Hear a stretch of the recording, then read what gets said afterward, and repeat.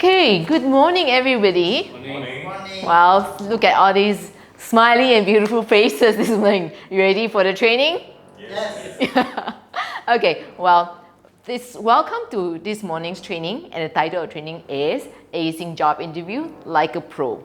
Okay, before I start, I would like you to first switch off your phone or turn it into vibrating mode or in silent mode so it doesn't disrupt the training. Okay, everybody's got it? Yep, okay, perfect. Then the next one, I would like you to take a minute to actually register yourself, write your name, and then all the details in the attendance sheet. Okay, just pass around the attendance sheet once you're done, so everybody is registered. Okay.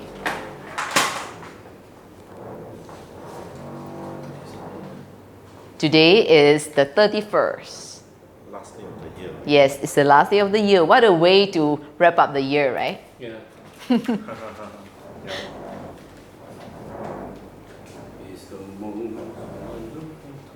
It's the most wonderful time of the year. Okay, once you're already done,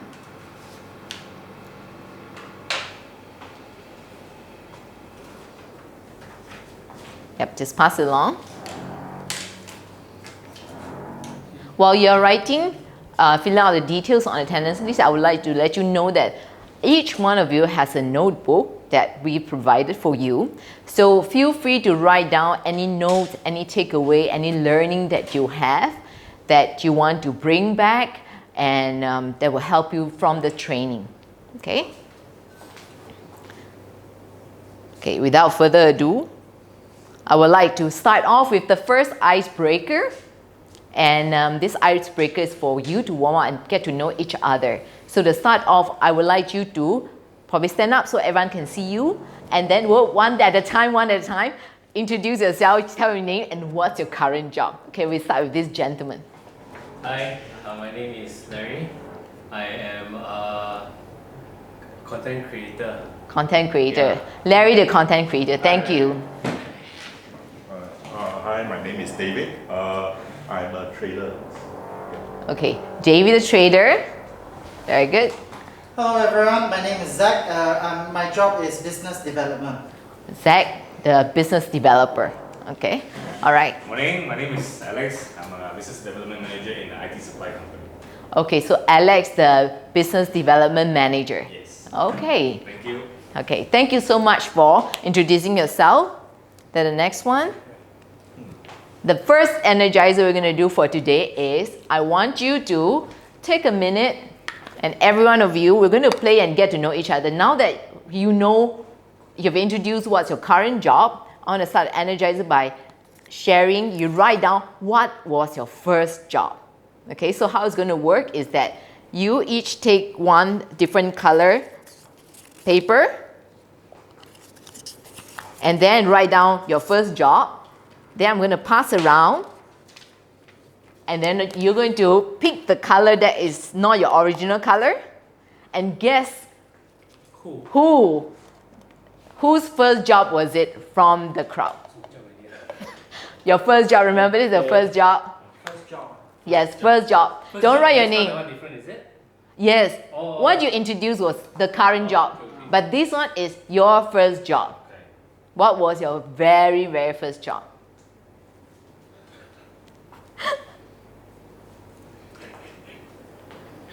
Very similar.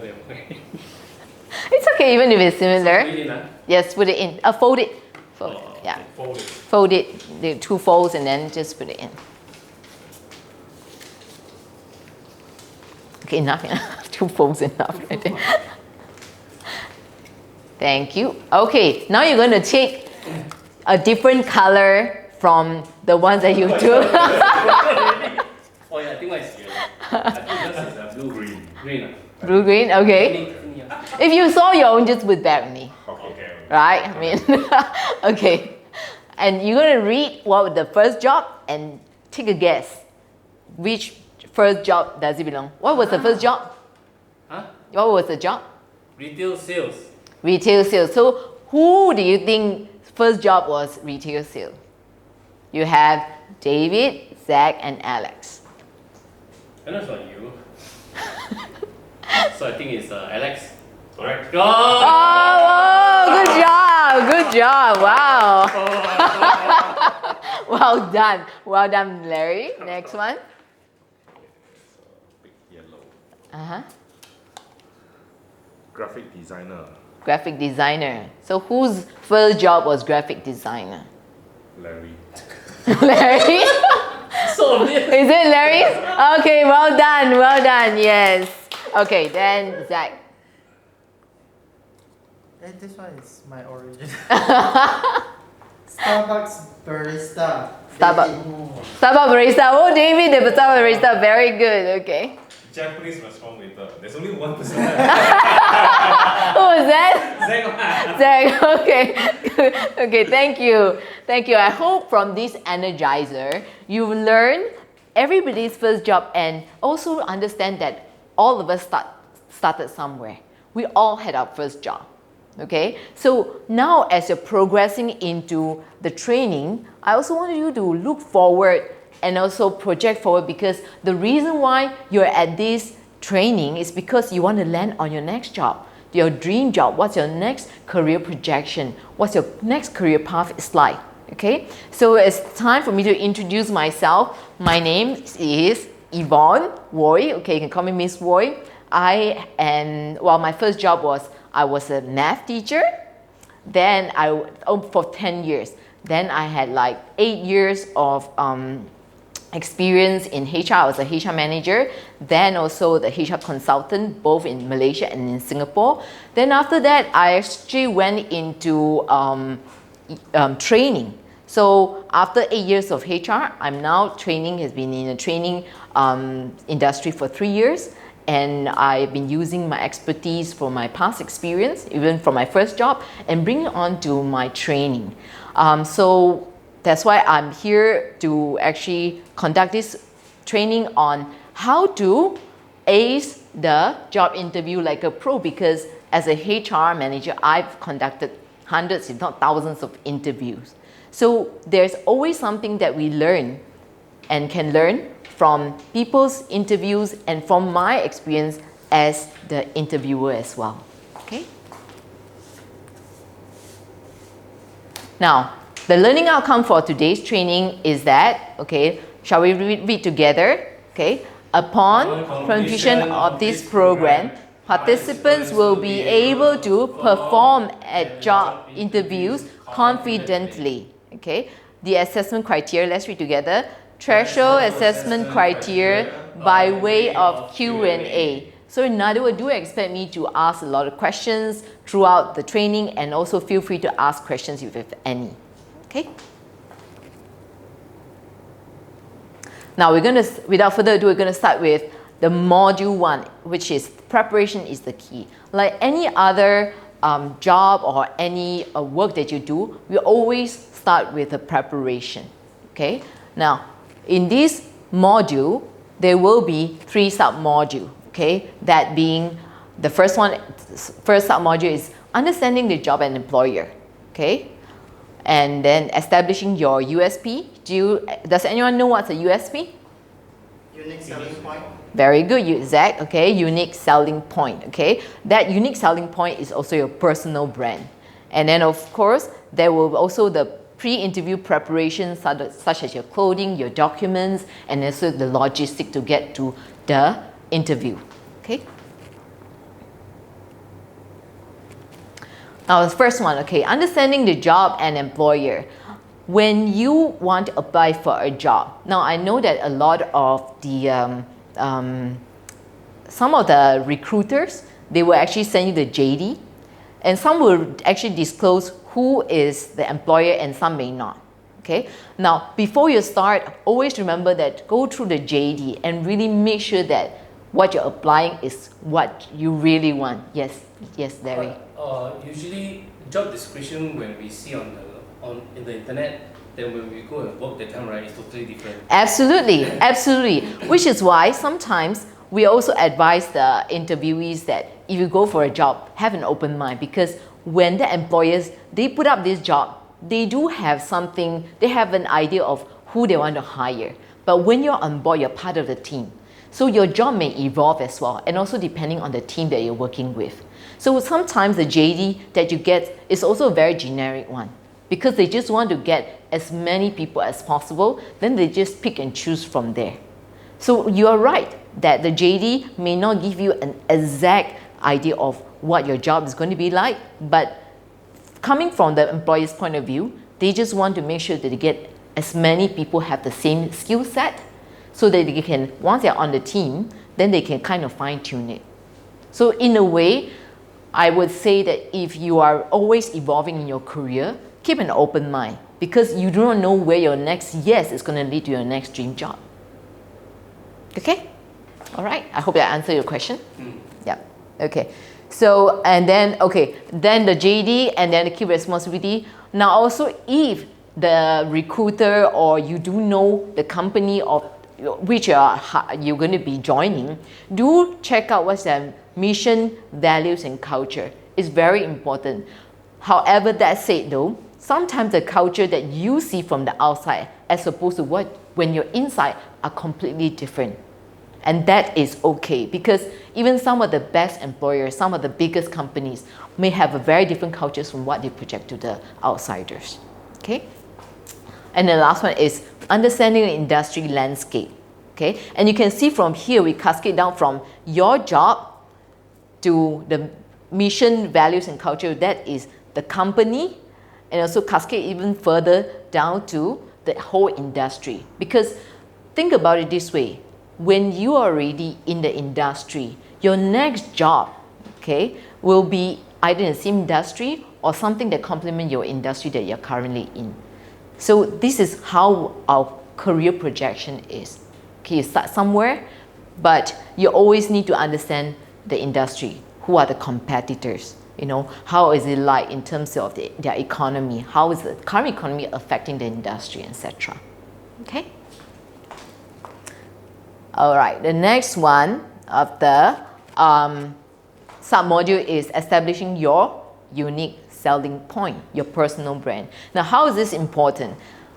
As an interviewer, I have conducted, many, I would say thousands of interviews and received hundreds of thousands of resumes. So in order for you to stand out, you really need to have your own unique story, your USP that set you apart from the rest.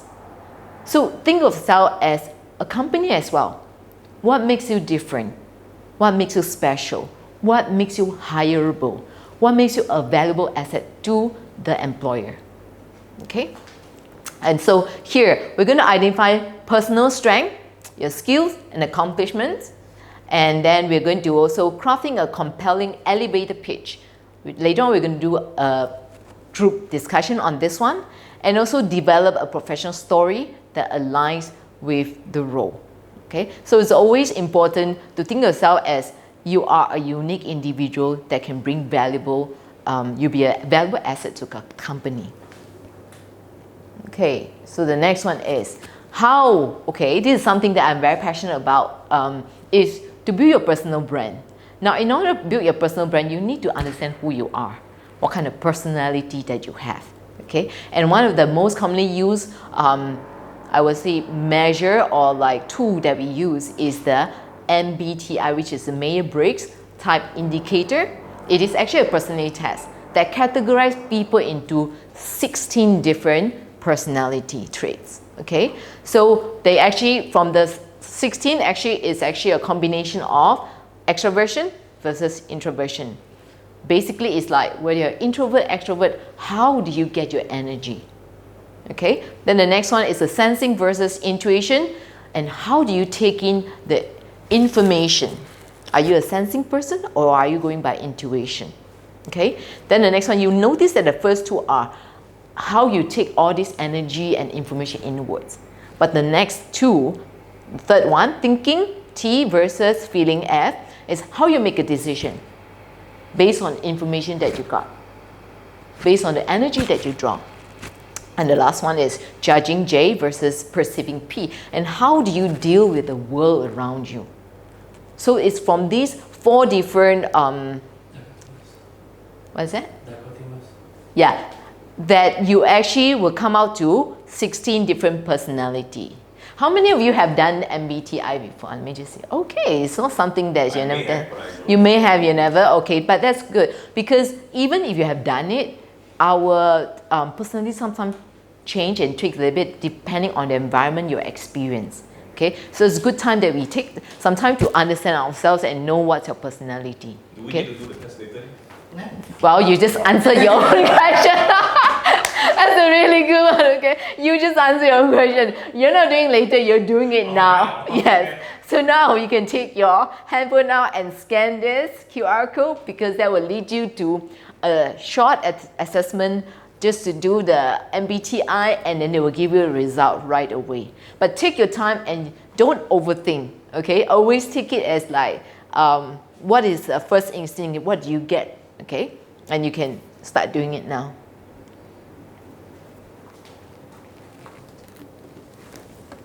Make sure that you're done. You can screenshot and save that. I always do that. I screenshot and then I do it, check in every 6 months to see where I am. You're done already, is that? I know my MBTI. Really? You don't have to do it. I don't have to. Okay. I change here and there. What is I'm yours? always like that. I'm either like most of the time I'm ENFJ, but sometimes I change into ENFP. So ENFJ to ENFP. Yeah. Oh, okay. But most of the time, no matter how many times I take this from this website, it's always ENFJ. Okay. So do you know what are the traits of ENFJ then? Protagonist, it's like born to be a leader. We are very good in communicating, team leading, and also inspirational. We have our own energy to bring and move forward. Right. Yeah, something like that. Okay, great. I'll just give you this one. Oh, thank So it you. will just be something that you can refer to because it has all the 16 personality. The rest of you can take your time to do the assessment.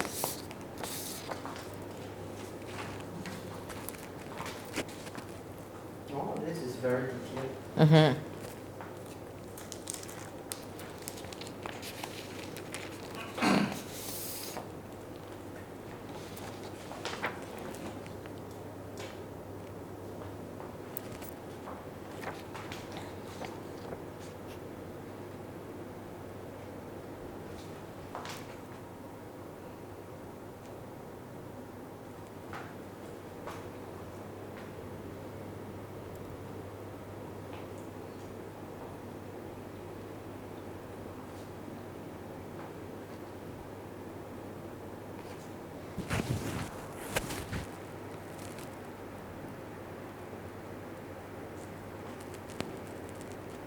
So have you found, besides Zach?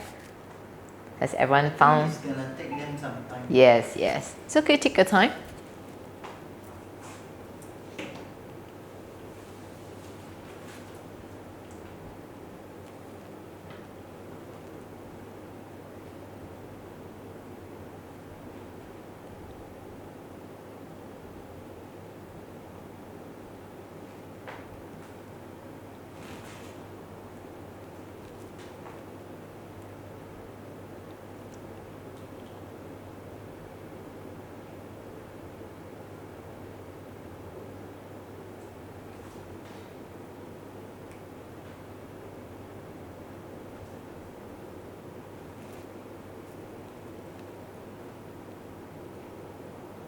You think we have more introverts or extroverts in this group?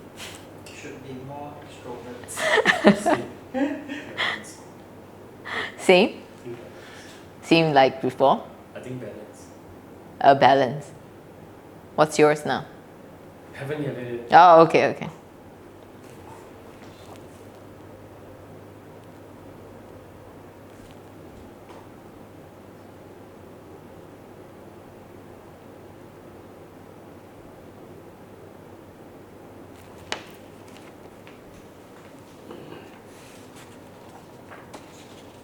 I think for me it's J and P like very very close with each other.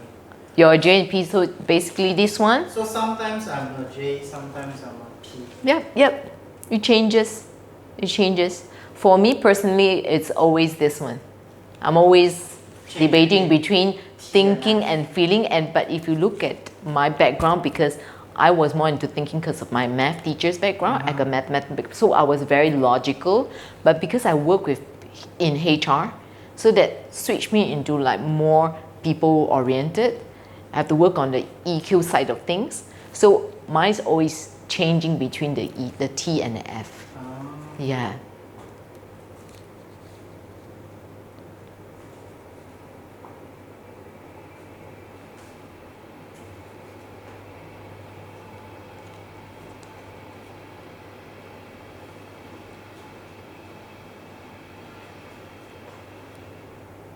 ENFJ, wow, same as me.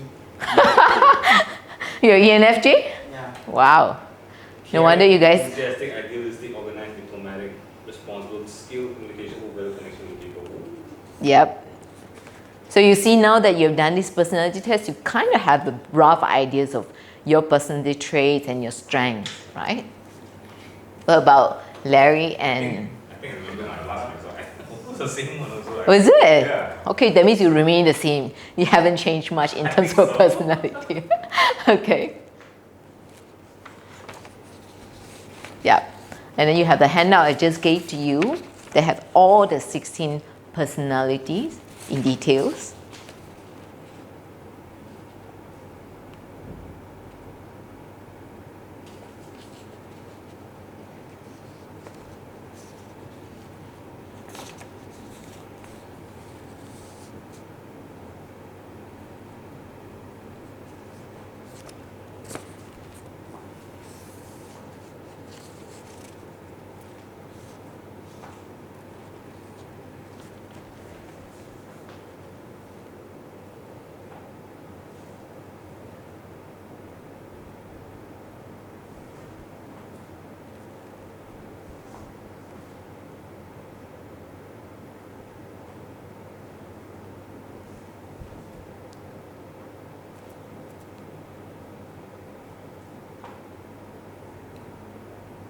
I think most people, they probably would switch between the third and the fourth.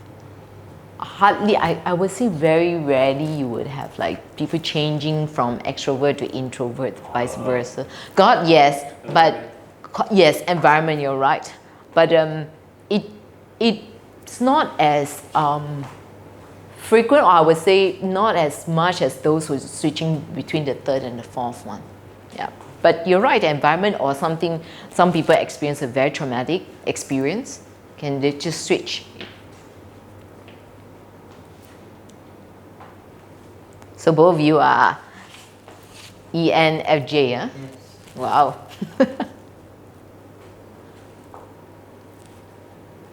How about these two gentlemen? Yeah. Okay, take your time. Take your time.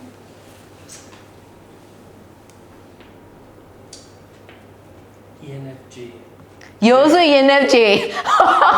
There are three of you in ENFJ. So many ENFJ. Wait. David is very nervous now. The original one is ENFP. Yeah, Oh. sometimes J and P switches quite often.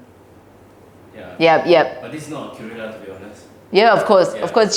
It's not accurate because it's just a rough guide. No, If you it's want... not the original one. What is it? The original paper cost 500 going. Yeah, I know. I did that before. Exactly. It's so expensive. It's definitely more detailed, but this is just a rough tool for you to actually get an idea. Okay, what this? FP. Here. Oh, yeah. So ENFP. So three of you are ENFJ and then one Good. NP. Oh, intuition. Do you know what's mine? Let's take a guess. I just did it, like yesterday. ESFP. This one? ESFP, yeah. Okay. Larry says this one. What about others?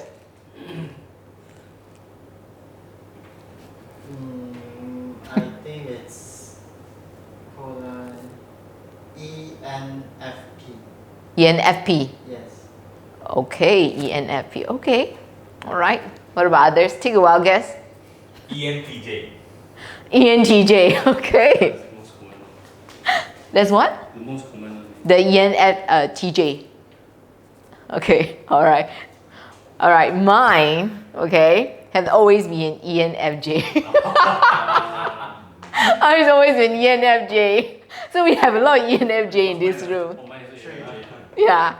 But yesterday I did again. I'm ENTJ. So Alex is right.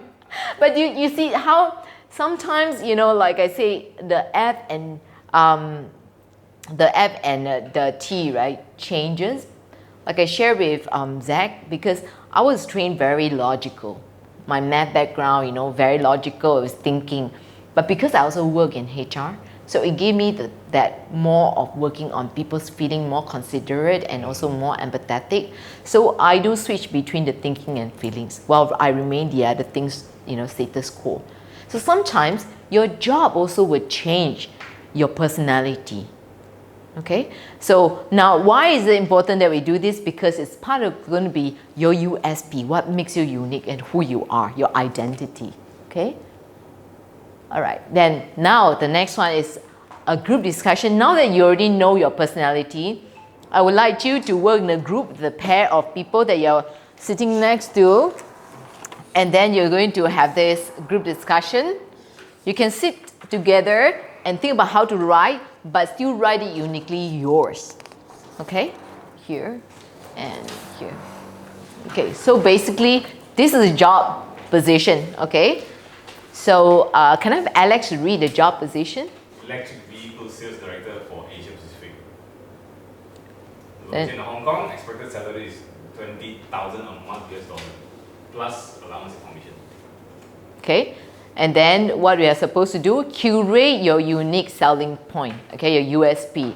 Write a compelling elevator pitch to convince the interviewers you are the best candidate for the job. So I want you to incorporate your personality. You know, like, you don't have to say, oh, by the way, I'm ENFJ and all these things. But because you already know what's a trait of the personality already, use those words, use those strengths as part of a USP. Write it and convince, okay, the interviewers why you are the best candidate for this job. Okay? Yeah, it's a group discussion. You can discuss with each other in the group. So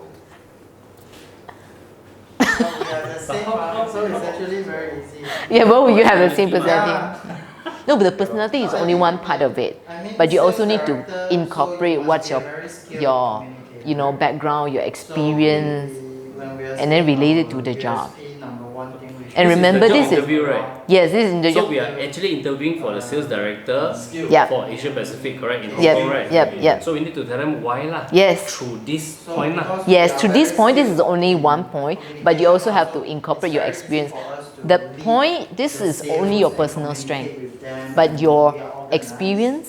So I can share with him lah because his personality and my personality is different mah. Yep, Right. yep. Oh, So what is we yours ah? We care about the industry. Oh, got it. Is that I okay? mean, caring Neighbor, about, can. I think it's Can, more ah? about caring about your salesman. Care about salespeople. Yes, organized as in. for So you can start off by, you know, my sales name, you introduce Enthusiastic, I yourself. think show must start because both of us got already mah. Yes. So, how to spell And, enthusiastic? Oh my god. sales Enthusiastic. strategies. Yeah, I think we just got experience only lah. And then, So when we are saying about new caring, idea, we so are much a got very new, so new. caring Why leader. not explore new one? Got a new brand maybe. So we take new care of our technology, salesmen. new feature in EV's car.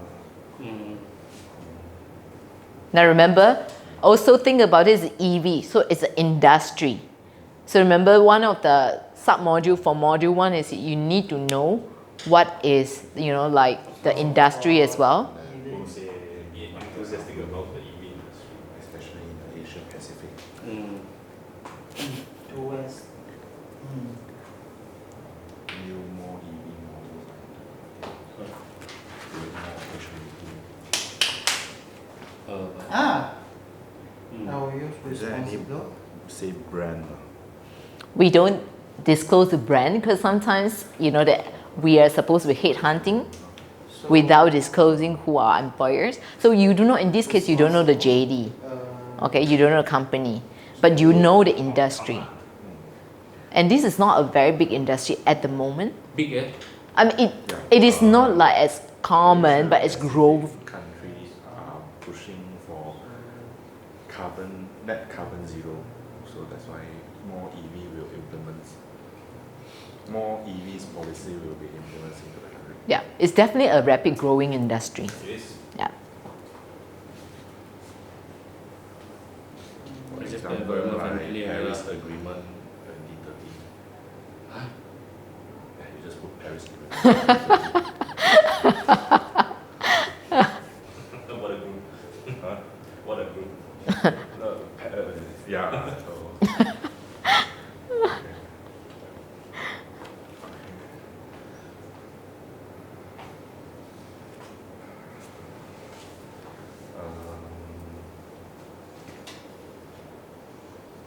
So the elevator pitch, right? You have first introduce yourself, just like how we actually started off. You know, like introduce yourself, what you're currently doing, and then I'm your going to this. personality.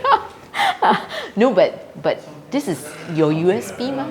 This is basically the brand that you're carrying with yourself everywhere you go, especially in particular for this job, But Hong right? Kong 20K very low. Or US USD. dollar. US dollar is US dollar. I'll buy you like him.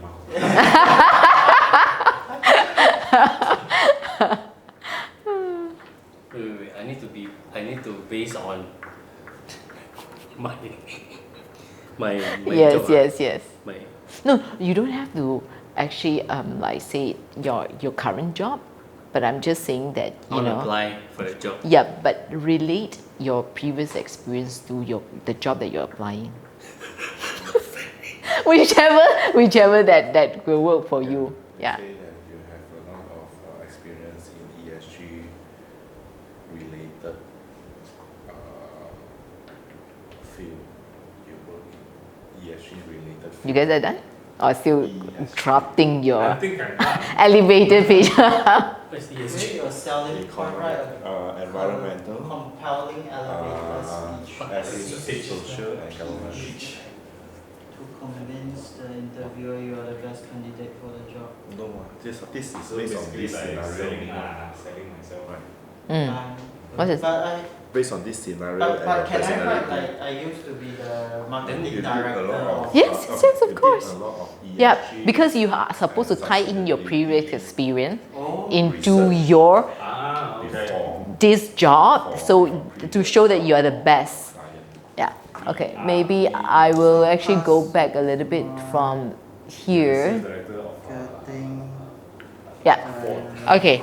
Maybe if you need some reference, you think about your personal strength is the MBTI, your skills and accomplishment, okay, from the previous job or your past experience, okay, and then right now you're doing the compelling elevator pitch. Then if you have any story in the past, they can tie into this pitch. You're welcome to do that because the whole thing is going to create a USP for this particular job. Okay? Then you say you successfully encourage government to install 40 units of EV charger in one state.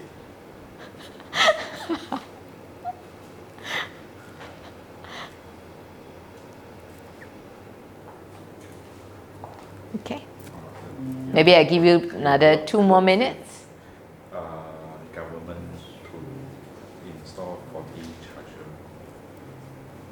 My father was the director of the.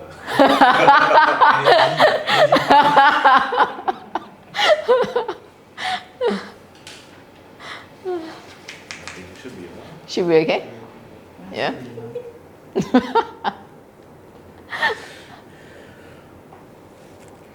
Okay. Okay, you ready? Okay, let's see. Okay, since everyone's confidently ready, okay, let's see. Okay, now presenting your elevator pitch. Now I'm going to see who is a brave soul who would like to volunteer for this, to present your elevator pitch. I try. Okay, Larry, let's give Larry a hand of applause for being the volunteer and brave soul. Okay, the floor is yours. So Yep. now we are acting as the person. Oh! oh, pochot. So now we're It's okay, acting as careful. the person that wants to get hired for this job, Yes, right? yes, yes. Regardless from my work experience, huh? Yep. So I'm just trying to relate, so I hope everyone understands, because I'm not in this field. Anyways, if I was in the interviewing for this EV car sales director is for Asia Pacific, based in Hong Kong and salary, etc. and so on. During the interview, obviously, I have to show my enthusiastic towards this particular topic, as well as sharing the experience that I have. Like the years of experience that I have in selling cars first, and then I will talk about the advancement of EV cars and the technologies that I'm actually interested in learning new things from my personality that we did just now.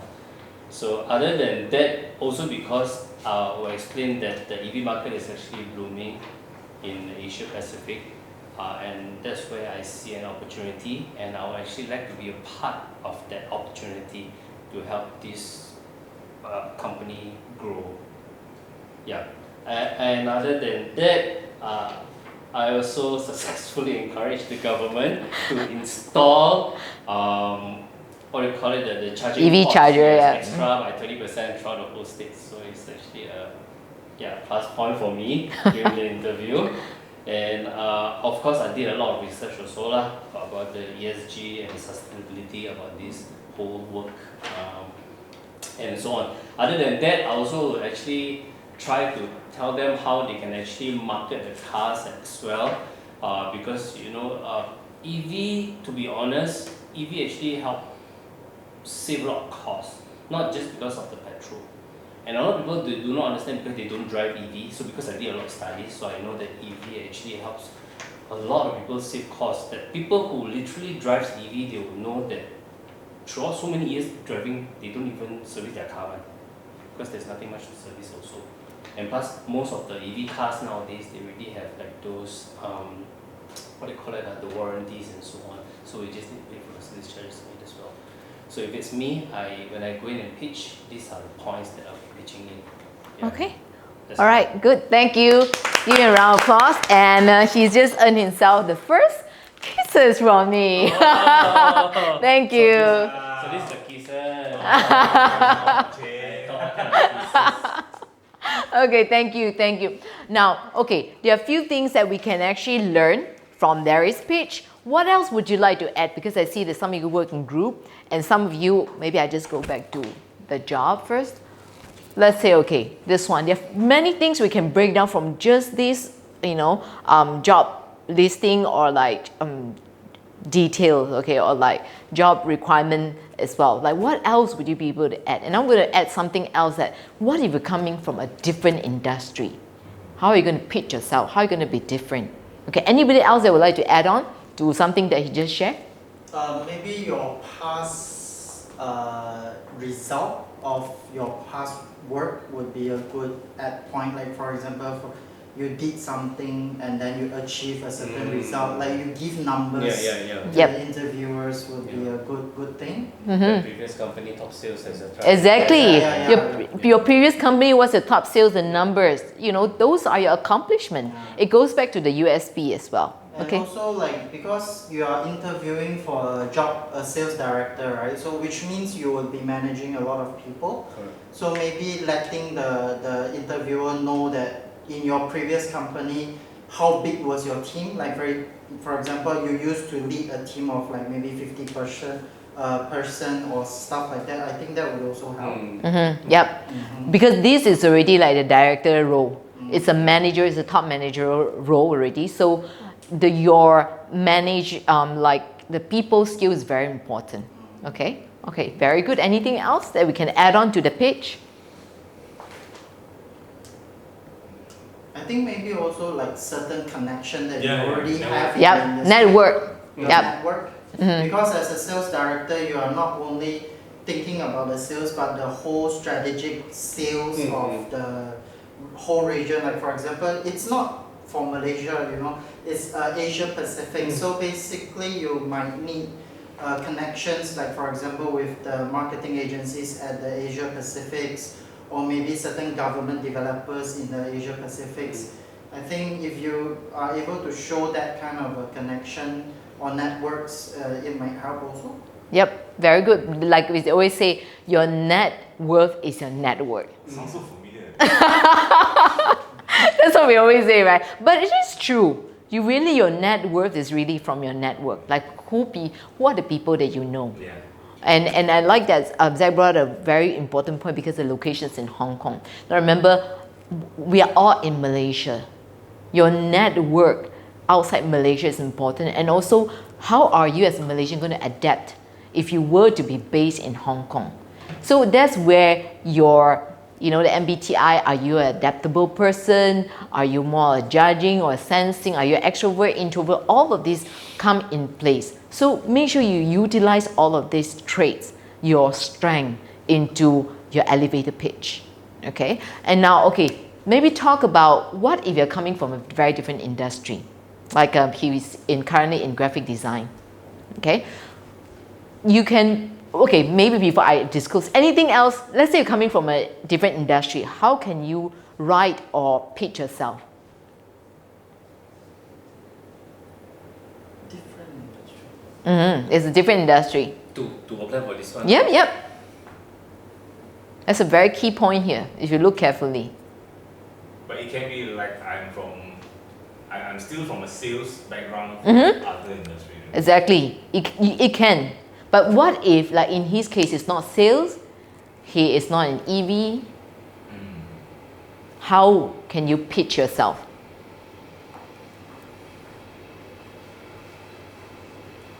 Did a lot of research. Okay, doing a lot of research, understanding, Enthusiastic. being enthusiastic. Now the keyword here is EV. EV is still a relatively new industry. So you want someone who is receptive, someone who is open to new ideas. And also, sometimes you also need to tie in the age demographic as well. If you've done your research, what is the age demographics of the buyers, of the consumer of this group? So if you can relate to that and relate to your client that is also coming from the same age group, that is your USP as well. So don't think of it as, it's a director, I'm coming from a different industry. But because EV itself is a very new industry, and you coming from a different industry maybe have a fresh take on this industry that is growing. You can bring your own flavor, your own accomplishment, your own experience into this. Your network, your connection, your adaptability. Okay? So think about, sometimes I always encourage people that don't confine yourself to, I'm in this industry, I only do this one. Be open-minded. And just widen your horizon, you may know where it takes. And I'll share with you that, in fact, a lot of the salespeople, they don't come from sales background. A lot. Because I've done a lot of hiring that they don't come from sales background, but do they make a very good sales director? Absolutely. So never shortchange yourself. Okay? All right, next one we're going to have, moving on to, let's see. Okay, then the pre-interview preparation. Now that you already have your USP, your elevator pitch, next one we're going to look into, before going to the interview, you have to start, getting the proper attire, grooming, make sure that you're shaved, and then make sure that you iron your clothes, getting the right clothes, and dress for the occasion, dress for the industry, dress appropriately, okay? Also get all your documents necessary, because sometimes some of the HR or recruiter will ask you to submit beforehand, but sometimes they will also ask you to present it after the interview. So do check in or check with the recruiter or whoever that is in contact with you what you need to bring. You don't want to be end up there, but you forgot your IC, your passport, or your cert, and grad school, your transcript, what's not, okay? And then last one, familiarize with the interview formats. Interestingly, the interview formats have changed drastically after COVID, because people have been used to working online, working from home, and a lot of time the interviews also conduct virtually as well. So how you present yourself virtually, how you dress will be very different, because it is shifting from three-dimensional, being in-person interview, to two-dimensional that you're just interviewed through the screen. Okay, so all of this need to be taken note. And then also, I just want to show you that, you know, like when you go for an interview, let's say if it's an executive or like more professional kind of job, a blazer really make a difference. I just demonstrate to you. You see, like I'm wearing this, it's considered professional. But the moment you put on the blazer, it will just show people that you mean business already, right away, instantly. So for ladies and gentlemen, whichever industry you're in, if you're really taking your job and interview seriously, it will always be good to invest in a good set of suit, if you can. Otherwise, I think minimally, you should have a blazer, okay? I'm going to put it on because I'm feeling cold already. Okay, I'm just going to like just show you this one, close for job interview, okay? Just bear with me for a little bit, hopefully it post-2020 world, people are now not always knowing what to wear coming in. It's the same, it's just people who haven't come in for in-person interviews yet are coming in for the first time. A lot of us are working from home, some people graduated or had internships and haven't yet graduated. They don't know what people are wearing on a day-to-day.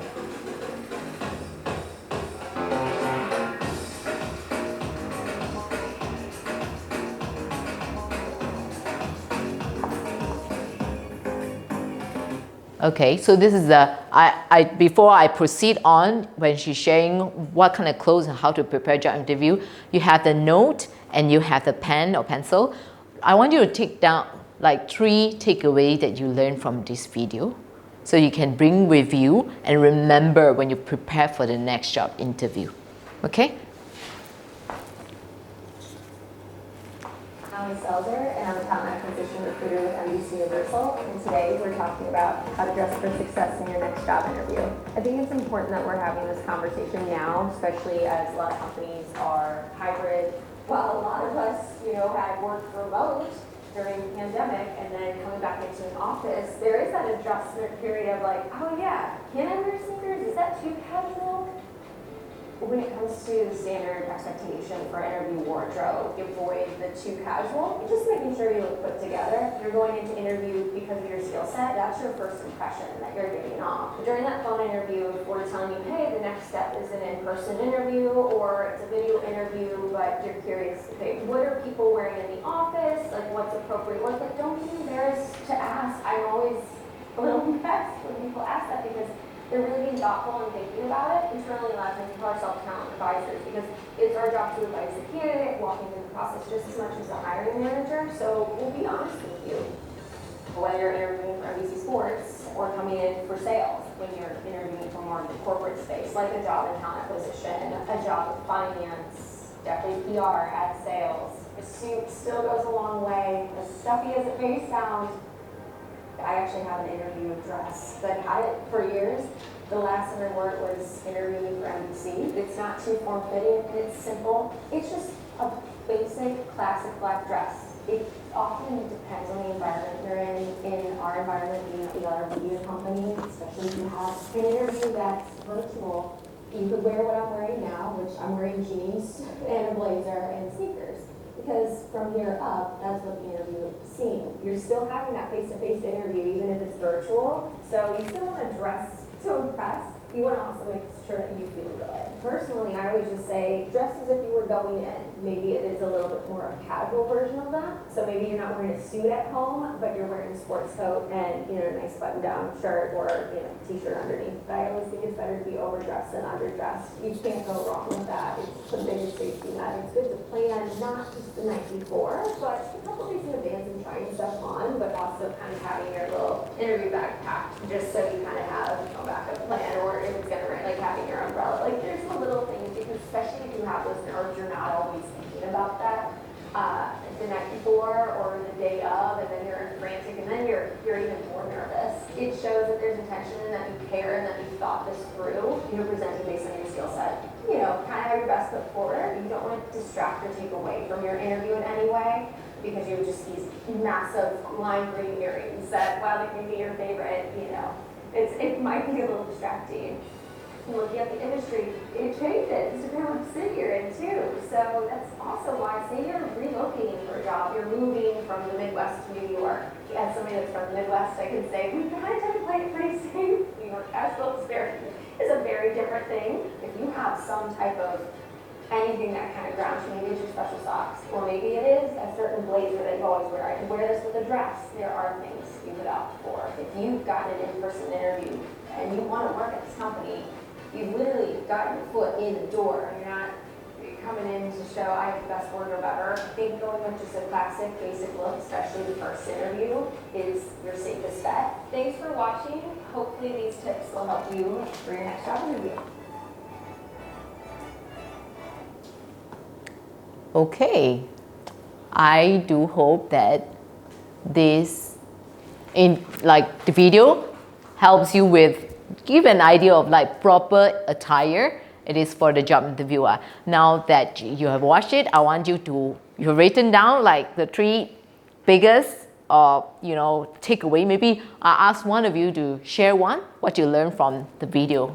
Maybe we start with Alex. Ask recruiter for advice. Why is it important to you? Because you don't know what's the culture in that company. So it's better to ask before you do something on your own. You might look too outstanding for their culture. So it's better to have some advice from the recruiter beforehand. Okay, that's very good. A very good and important takeaway. Because even as a recruiter or interviewer, we do, from the email communication, we have a lot of people asking, and some people just don't ask and they show up unprepared. And also by asking, you're showing your enthusiasm that you take this seriously. Okay? Okay, very good. What about you, Zach? Overdressed is always safer than underdressed. That's very good. Okay, you would prefer to overdress than underdress, and you went there, you're like, oh my, I'm the only one that is like not wearing socks for the loafer or the shoes that I'm wearing, or I'm wearing sneakers, whereas everybody else has got Oxford shoes, shiny and ready for a job interview. And I have someone that came in that showed me and shared with me that he was the best candidate at the job, but he didn't get hired. And at the end of the interview, he asked the recruiter or the interviewer, like, why is that so? And she said, because your shoes are not shiny enough.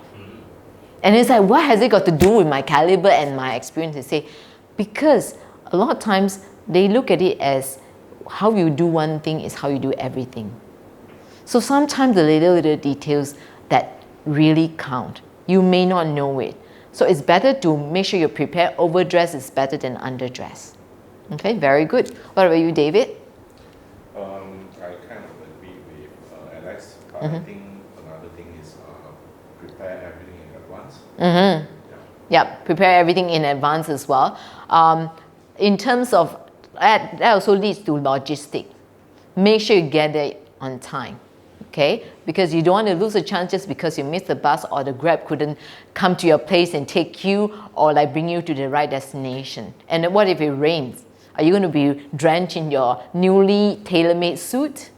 And also remember the job just now was in Hong Kong. Now, if you were to flown into Hong Kong for the job interview, check the weather. It's not Malaysian like weather. What season? How are you going to dress? I still remember one of the first job interview that I had. I was in the United States. I was applying for this job. And in fact, they contacted me for a high school math teacher. Remember I shared with you my first job was a math teacher that was in the United States. I was in California at that time. And then they want me to work in the school that is in Seattle. That's like northwest. So the weather was drastically different. I can't be going in with the California kind of attire and will be frozen when I went for the job interview. So I do have to check what is the climate like, what is other people like. They may not be as chill as laid back as the Californians. So they are more conservative. So these are the things and details we have to take into consideration. Okay, what about you, Larry? I would agree with Alex about asking the recruiter about this. Also, I would like to point out that dressing strategically, like what she mentioned just now, was actually accurate also. But the definition of dressing strategically is a bit challenging for my job scope. Okay. Okay, So- let's share. I mean, why is that? If we wear very formal, let's say for example, wear Okay, just for the context of everyone, maybe just tell us again what you do. I'm a content creator. Okay. Previously, I was a graphic designer. So when we go in very formally, usually we don't get hired. Too formally. Yeah, because people would think that you're not artistic. That explains the dress today lah. Because Okay. I'm trying to match my Your GD. profession, Yeah, right? yeah. So yeah, just wanna express that part for dressing strategically also. But also because if a person were to ask the recruiter for the advice, then yes, obviously we will get a higher, better chances of getting employed lah. Although you know how to dress strategically, but also it depends on the company's culture whether they can accept I see. this kind of dress code or not. Although artistic is still artistic, but they still want to know. You still want to know whether they can accept or not. Okay. So the best policy is always ask the Asking recruiter. yeah. Yeah. And also, I would also like to reiterate like what we shared earlier on in the module, that you also need to check the industry, remember? And also like check the company if you already know who is going to be the employer, and also the JD and the responsibility. It goes back on to this one, okay? I just show you. So the key is always be prepared, like besides asking the recruiter. In fact, some of these things, if you could ask a recruiter, like, what do you have a JD for the job? What is a key responsibility? That would actually give you some ideas, okay? And also, like how you dress, also reflect on the culture.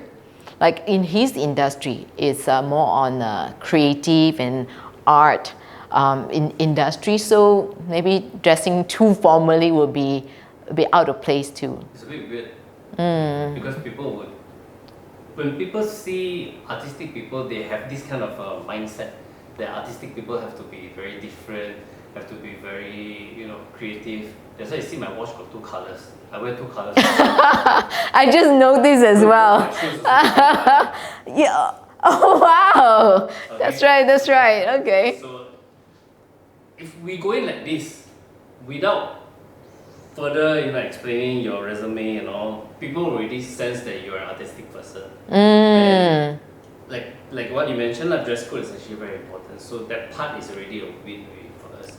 Okay. Yeah. So do you actually have to ask like the recruiter, is there any specific, even as a content creator, like the content you created is for different industry, you have to dress accordingly? Correct.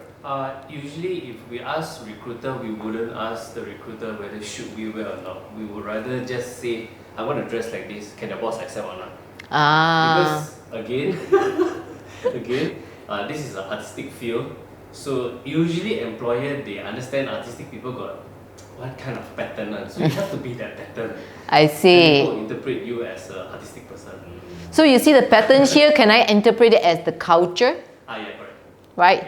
Yeah. So we have to understand also whether the company can accept or not. That's where the point from the video about asking the recruiter advice is very important.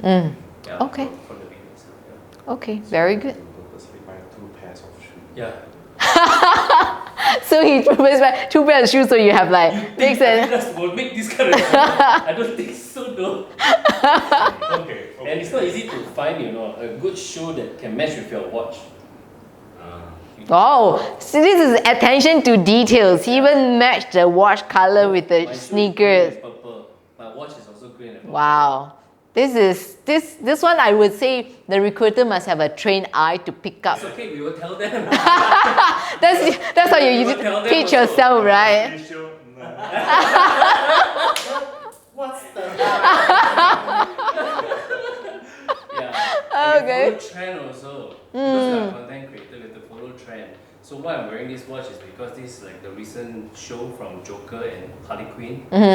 This is the Joker's watch. I see. Uh, So you really, in creative industry, you really have to be in trend and like keep up, right? Yeah. So that's how like what you mentioned that's the USP lah. So your USP is like your detail towards your industry.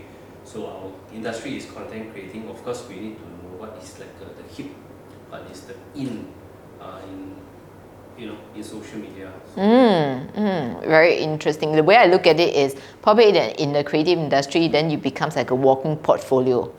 Like people usually bring what they have done, those days, what in art industry, like the project they have done, the client they have worked with. But that also yes. But of course, like if you can show them that you are already in to this industry, that you know what is the upcoming, you know how to follow the trend, and people somehow will interpret you as a person that knows in this field. Yeah, you're in the know of the industry. Dress to impress. Yeah, dress to impress. Yes, I think that is a very important keyword as well. Dress to impress, whichever industry that you are in.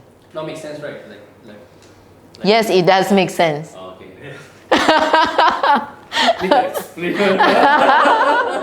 You probably have to explain to like non-art or non-creative industry people. If you don't explain, I thought you were late today. So That is true. That is true. That's right. Because people ultimately would have the impression that because the person is late, so the person dressed casually. But the fact is, he actually put in more effort into putting this together. Spending more money. Buying 2 shoes, not 1 shoe. And the other 2 you have to keep at home. Maybe you can think of it as you're saving the money for the suit for the shoes. Okay. At least you can wear longer time. Yeah, you can wear it for job interviews and not It's the same beyond. style. It's the same style. It's just different pair, I think. Okay, so that is the and our first module. So is there any question before we go for a session break? Nope. Okay, very good. If that's the case, take a session break, have some coffee and tea, take a toilet break, and before we move on to the next module. Okay, thank you. Thank you. Okay, welcome back to the training again. I hope you have a good break. Yes. And then you're ready and you're charged to proceed to the second module. Yes. Very good, very good. Okay. Okay, so for module 2, the topic of the module is mastering the interview. So just recall, what have we learned from module 1? Dress to impress. Dress to impress. What else? Preparation is key. Preparation is key, yes. Personal USP. Personal USP, okay. Job employment. Job employment. What else? One more. Pre-interview. Pre-interview, okay, and also the attire, okay.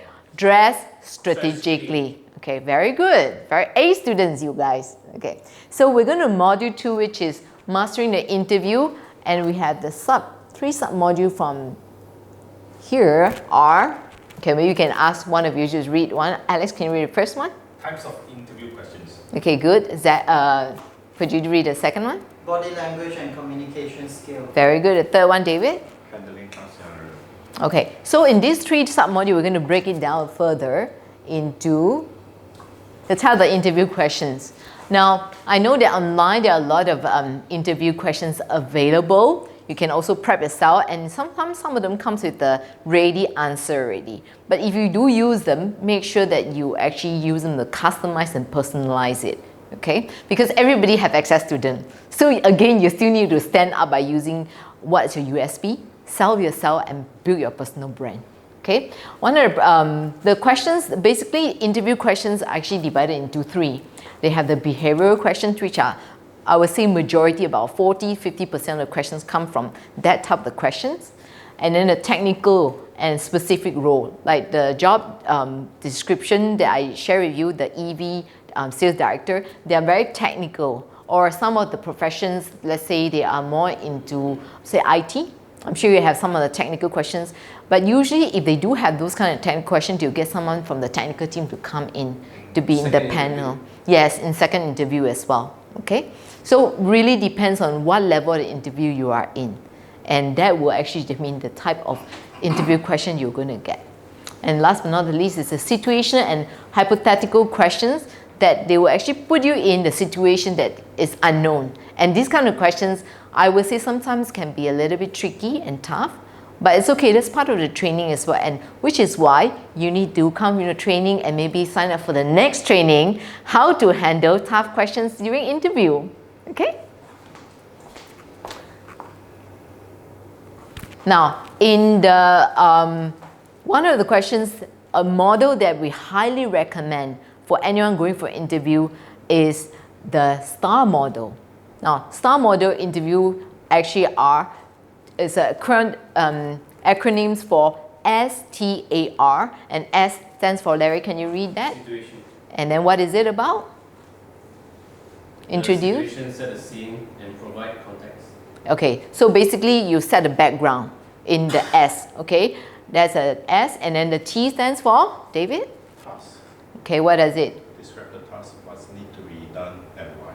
Okay, so after you have the situation, you need to break down the task as well. Okay, the A is that. Action. What? Explain the action you took. Right. So again, they want to see your behavior, how you handle the situation. So you need to list down and explain the action you have taken given the situation and the task. And the last one, R is? Result. Describe the result in terms of benefits realized.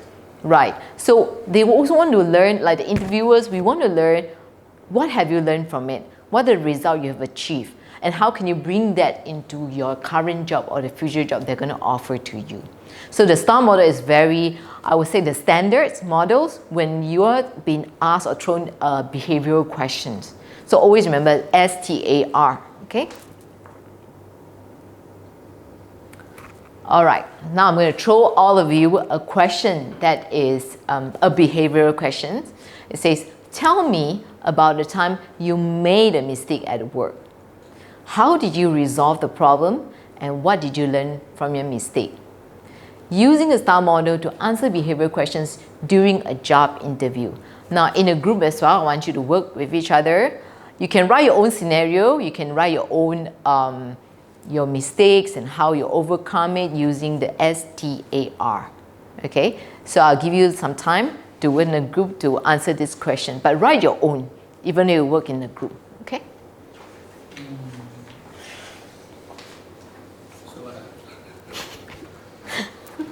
The STAR. When's the last time If you made a need, mistake? you already understand this, and I just. I never made mistake before. Are you sure you never made mistake before? Never. Usually even got mistake so I can cover back. Yeah. So what is the situation? Give a context from the job context. I think we talk about what job first lah.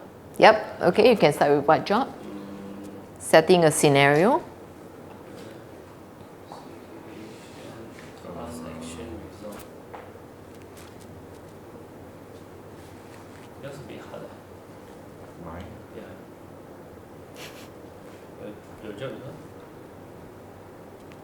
Screw up a customer order. Okay. Yeah. Yep. Oh, yours easier. Yep. Mine harder.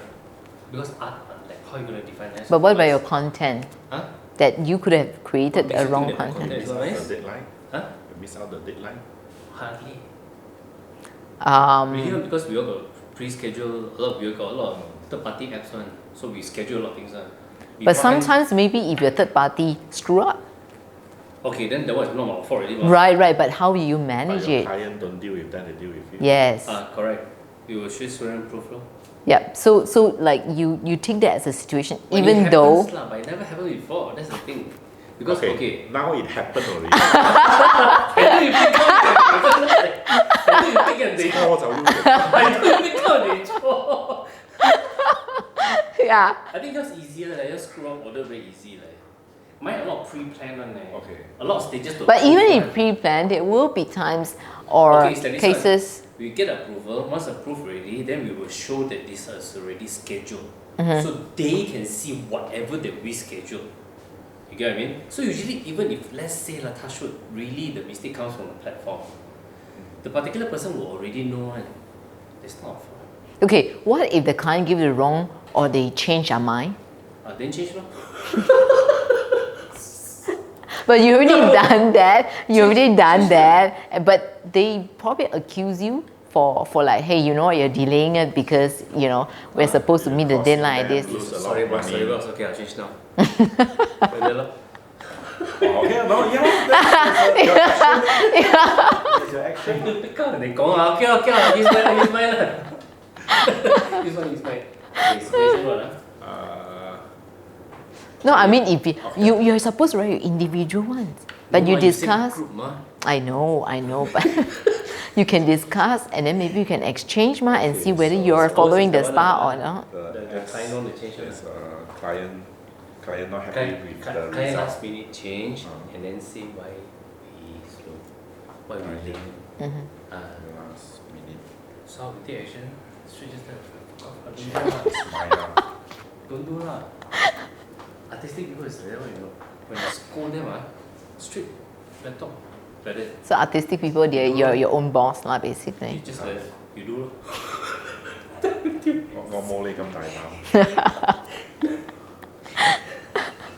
Okay, task it. Task. What's the thing supposed to do? This What they're supposed to do? What you supposed to do? What is the thing that you screw up? What's The possible? original one, what you supposed to deliver to them? We already deliver already mah. They change mah. Okay, they want a design. 你夾硬你 change 嘛？Let's say for example 啦，今晚補風水佬 call，this colour cannot 掉，change 咯。So we change 啦。So the task is to change Okay. to change the artwork lah. Last minute want to change the artwork. Correct. Situation The is last minute entire change. artwork lor. Yeah lor. So the task is to do it. Yeah. The task is to do it. So what's the action? Do it. Then the result. So you see that? So what's the situation? Has to change. What is the task? Change it lor. What is the action? Changing it. What is the result? Already changed. But how are you going to make it to show your strength if everything is about changing? You see, even though it's a situational question, but interviewers still want to see how you handle it and how you have your own strength, right? Okay, so wait. Are we using the same topic Yeah. I or want to change the change the artwork? client change that. Okay, so what action? Use all the resources that we have. Okay, what action actually what we can do is we will try to prioritize this one first. Are you guys okay with the So we group get discussion? Yeah, okay. People to brainstorm together first, and then put those not urgent cases aside. Like this assignment. I cannot stop laughing. My mind is so simple. Then the result is Able to deliver on time.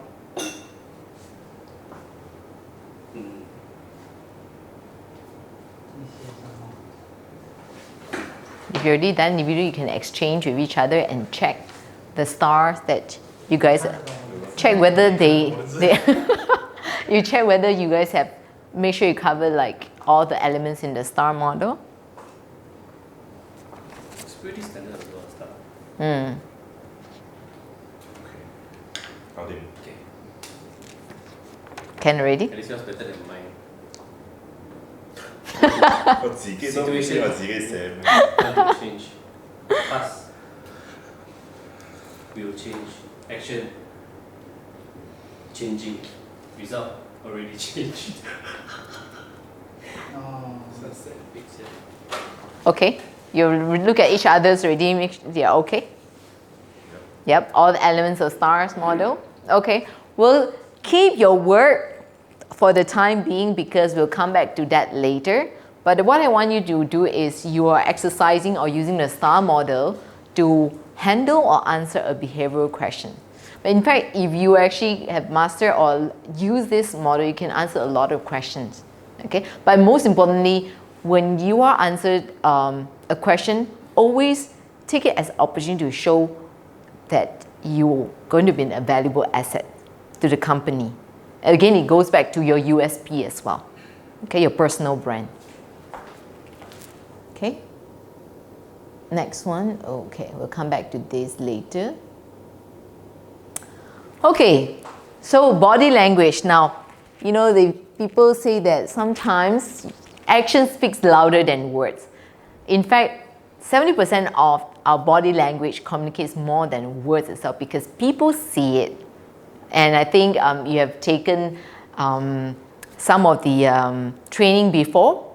You'll learn that some people are visual. They see it before they can hear it or feel it, right? Remember some of the training?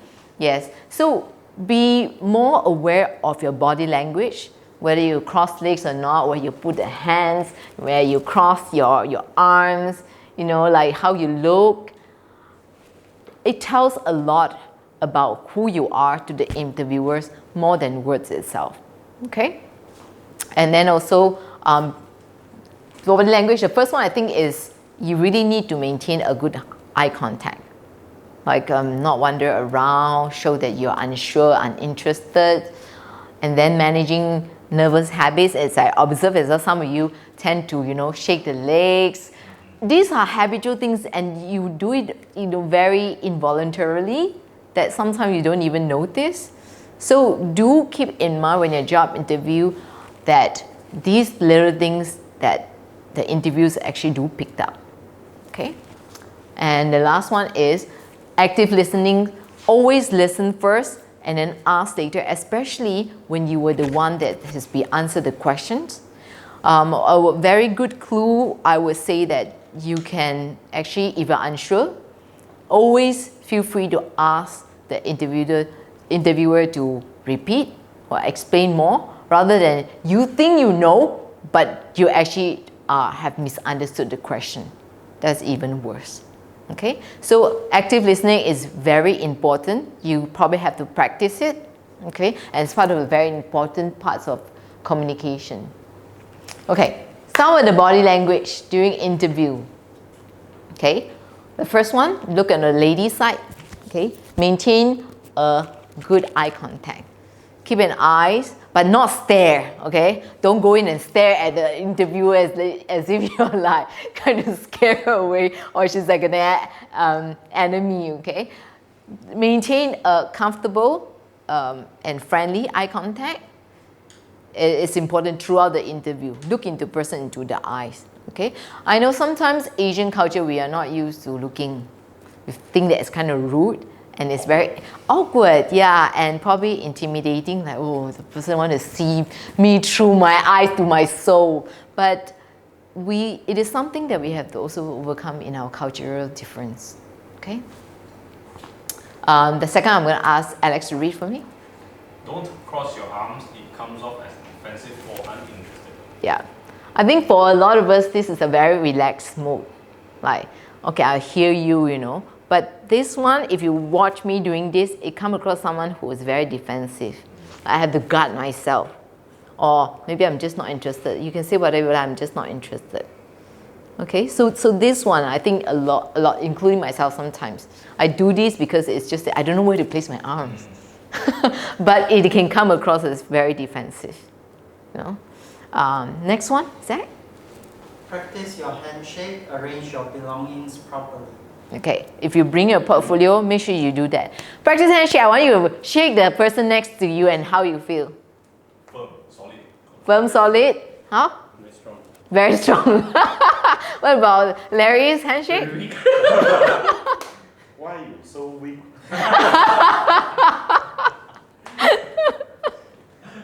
How do you overcome that? If people feel that your handshake is weak, how do you overcome? Because some people from a first handshake itself, they already form 40% of the impression about you. So how? What can you do? I will usually judge how much of strength I should use depending on the person I'm shaking hands with. If they are shaking like very softly, gently, and then I'll go by that way. Okay. If they are strong and firm, I'll try to match the energy.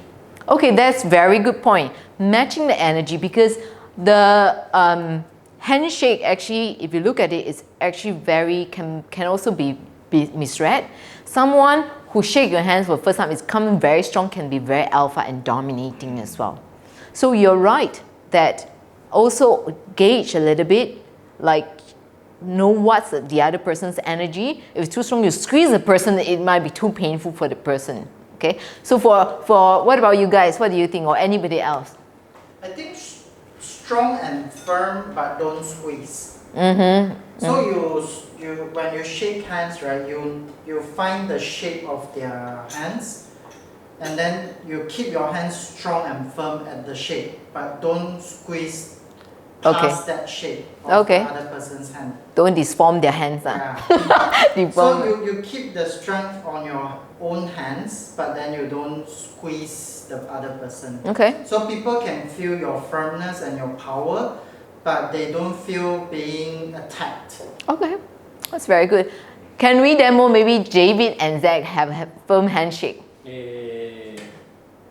Oh. Okay, how do you feel? Okay, I feel like if let's say it's a first time meeting, I feel like you respect. Me. Okay, that's very good. He observed just from first handshake itself that you respect him. I'm weak, right? Soft, right? Gentle, right? Unless you wear skirt. Like. Wear skirt, then it's whole like that. That's like that already. I think it depends on how you shake hands with a man's and woman's. I think. True. Yeah, if you like this, you can do it with a man, Yep. right?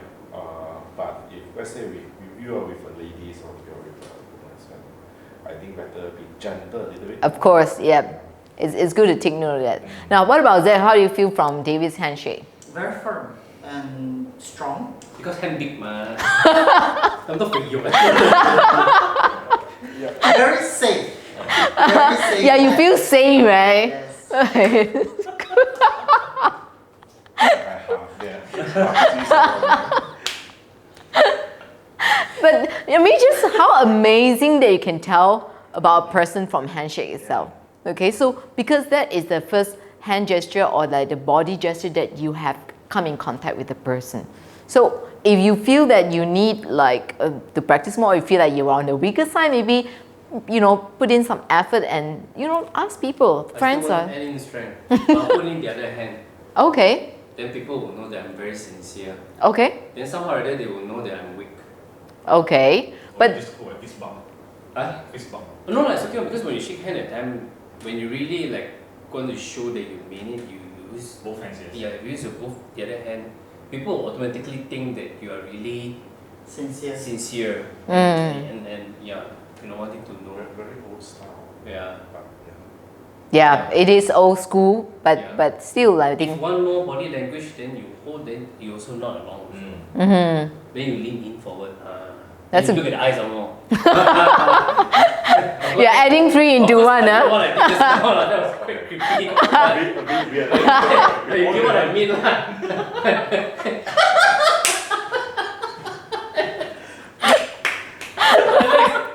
Alex, I hope I get it from a video, man. Okay, all right. Okay, so that is the body language. The next one, Zach, could you read? Oh, the handshake, right? Okay, David. Avoid trying to cross your leg. This can cause distraction when switching legs. Yep. Okay. So if you already started off as that position throughout the interview, you probably have to remain as that. Okay. Because sometimes when we're nervous, these are the things that we don't do it consciously. It's our conscious mind that actually kind of control that, and we do not know. But the body language part, like I say, it really conveys 70% to the interviewers. And when I run the interview, I can see the whole picture of like, okay, this person, what is it, and read from the body language itself. And it can be very distracting if you're changing, like from one position where you cross the legs and what's not. Okay, so the best way is just sit comfortably straight up and then keep your legs together. Okay, and talking about the legs also, the shaking of legs. Sometimes we're nervous, we do not know. Okay, but just keep your mind and be conscious and be cautious of little things like that. Okay. Then the next one from the men's side, Larry, can you read? keep an interesting expression and don't forget to smile. Yeah, don't forget to smile. Okay, I think most of the candidates, they tend to have a really rigid face because they're very nervous. First of all, I mean, given right, because you don't know what you say, whether it will land you the job or we get rejected. So it's always good to smile, and smile is also a very easy way to show people you're approachable. You are very welcoming, and you are a team player. You can take on any task, and you're ready to join the company. Okay, you're friendly. Yeah. Remember a good posture and sit straight up. Okay, make sure you sit straight up instead of just slouching away.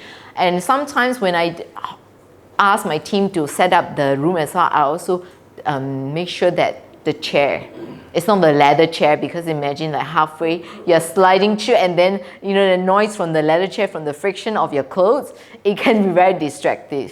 Okay, so like when I set up the room for interview, I always tell my team that make sure that the chair is a straight up chair that's not too comfortable, not too slouchy, because the environment also will affect the interviewer and the interviewee. Don't overuse hand gesture. You know, sometimes we get excited. Some of us are hand gesture. You know, we are grand on that one. It's good to use some of it, but not exaggerated, because if it does, then it also becomes like crossing your legs becomes very distractive. Like we are not sure. We will have to listen to your words or looking at your gesture. Okay, and then remain calm. Don't let the nerve make your feet do that tap dancing. And this is the same thing with, you know, the nervous, you tend to do that. If you need, maybe just keep your hands on your legs or the thighs. Just keep that, you know, in mind. Okay, any questions from the body language, or something that you probably have done in the past that you feel that, how do you manage those body language gesture? No? Yeah? Okay, then we just move on to the next one. Okay, so now it's come the time for the job interview demonstration. Now remember, just now you took some time to answer the question. Let me just go back on. Which one already? This one. Yeah. Okay, so imagine this is one of the behavior questions asked during the job interview, and you took some time, work on a group to do the discussion, right? Okay, now I'm going to have the second brave soul of volunteer that come forward and we do a job interview demonstration. So when you want? Me. Okay, yes, Alex. Let's give you a round of applause. Okay, now I'm going to set up. Again, this is the kind of chair. Okay, well, maybe we can just do it this way so everyone can observe. So I interview? No. No, I will be interviewed. I hope it's not blocking. It's just sit down. It's not. It's not. No. It's okay. Yeah. Maybe come forward a little bit, because, yeah. Okay. Okay. So right. So. Cheating. Four of us looking at you. Yeah. Cross leg, huh? I'm not. Okay, that's very good, because the reason we're doing this demo is that you observe like how we answer question. Besides, you're looking at all the 4 elements of the STAR model. Also observe little things that maybe we can learn from just this demonstration itself, this job interview, even though it's just one question. But notice something that will be a good feedback for Alex. Okay? Okay, so are you ready? Yes, sir. Okay, so, well, Alex, thank you for coming to the interview. Now, do tell me about a time you made a mistake at work. How did you resolve the problem, and what did you learn from the mistake? I remember one time when I was working as a part-time waiter in a restaurant. A customer came in and ordered a salad, but she specifically told me that she cannot have peanuts because due to allergy. So I took the order, but I forgot to inform the kitchen. And lastly, the dish came out when I was bringing it to her table. But luckily, the customer saw there are peanuts inside, and she informed me, so that I quickly go back to the kitchen and tell them to remove the peanut. At the same time, I went back to the customer and tell them it's my fault for not giving the proper order to the kitchen. And then I gave her a voucher for her free meal because I don't want to charge her money for that. And I learned that the importance of listening to your customer and not to make the same mistake again. Okay. What do you think of his answer? Very good. Very good. Okay, very good. I got the job. Yes. Voucher you sound give one, man. You ask the manager one. Of course, need to tell the manager lah. Okay, yes. Okay, very good. That was a very good answer. Give you a round of applause for the good. Now let's break down a little bit before we send Alex back. The star. Okay, did Alex mention anything about the situation? Got Yeah, what was it? Try ordering the salad. Yep, he ordered it. He set up the scenario that the background was he worked at a restaurant as a wait staff, right? And then so that is the situation, and then after that the task. What was the task? Order Taking the order. salad. The take. to remove the peanut. No, that is the. No, the task is actually the ordering process. And Ah, then okay. Yeah, the task is the ordering process whereby the customer say he or she had allergy to nuts. So the task given was that he has to remove the nuts from the order, from the salad. Correct. Okay, so that S and T, he got it. Okay, what about the A? The action. He bring back to the kitchen. he solved his problem, and then he took the action of bringing back the salad to the kitchen, and then also give another, like for example, Voucher. a voucher to the client. Okay. And then to ask the client for forgiveness, and then solve the problem. Okay, so I think you kind of cover like both the A and the R already, right? The action was that when the client raised that, there was peanut in her salad, and he realized that it was a mistake. And what was the first thing that he did? Bring back the salad. He apologized first, right? That is the action. Then after that, imagine what would be the scenario like if he just did not apologize and right away went straight to the kitchen? Then it will let the client, Stunned. stunned, and it's like, what's going on, Very rude. Yeah, it's very rude as well. So the action, the first immediate action was like, admitting his mistake. That is the most important action because right now he's dealing with the client. Okay, so sometimes it depends on the scenario. It can also flip the either way. You can recognize that or can argue that, you didn't say clearly, you didn't tell me what's the nuts, but he actually owned the mistake. So that is a very important action. You own your mistake. Interviewers are not looking for perfect individual for the job. They want to know that you are human too, that you make mistake. But what sets you apart is how you own the mistake, and not exactly how you handle it. Okay, and the action after apologizing, he took the salad back, asked to remove or remake the new salad, and then after that also offer the voucher as a form of apology. Yep. And the result was, what's the result? Any result? The client forgive or not? No, the lesson I learned. Yeah, what's the lesson that you learned?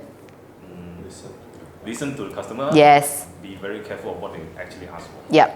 So the result here may not be, what I achieve and then whether the client have forgiven you or not, but more of the result that what you learn, your experience, your journey. Because we want to know that you are good at your job, but you're also a human being who's empathetic and own up to your mistake as well. Okay? And that's where the STAR model comes in because it's behavioral. I want to show what kind of human you are, how you behave under certain circumstances. Okay? All right, give it up to Alex. Thank you. Oh, wait. Did anyone notice any body gesture? Very stiff. Very stiff. Okay, very stiff. Is that? Yeah, so. Missing eye contact. Missing eye contact? His eye But you flew see here that as as well. well. Yeah. Okay, as an individual coming from my side of view, I noticed that also his eyes did wander. Probably But because we are here also lah. that's true. That's fair enough. Because in the interview, Very blunt. So nice, huh? Very nice one eh. His score also like very high eh. That is true, because in the interview it may have been different, but in the interview also he could be more nervous than now, because right now he is in the room with a peer, but interview you're with a panel. So it may have been different. Lack of smile also. Lack of smile, okay. Yes. So yeah, a few things, okay, like you say, very stiff, the eye contact, the lack of smile. Sometimes even you don't have a smile and say, oh, I made a mistake. It will show that it's like you are really not sincere. But when you smile after you realize that what I've learned, that it can be something very powerful, because your action match with your words. Okay? And what about the legs? Everything okay? Hands? Okay, legs okay. Hand Yeah. Sit up straight, not too many Straight up, movements. Okay. All right. Thank you, Alex. Thank you. And you get a second set of kisses. Thank you. So I assume I got the job 20K a month.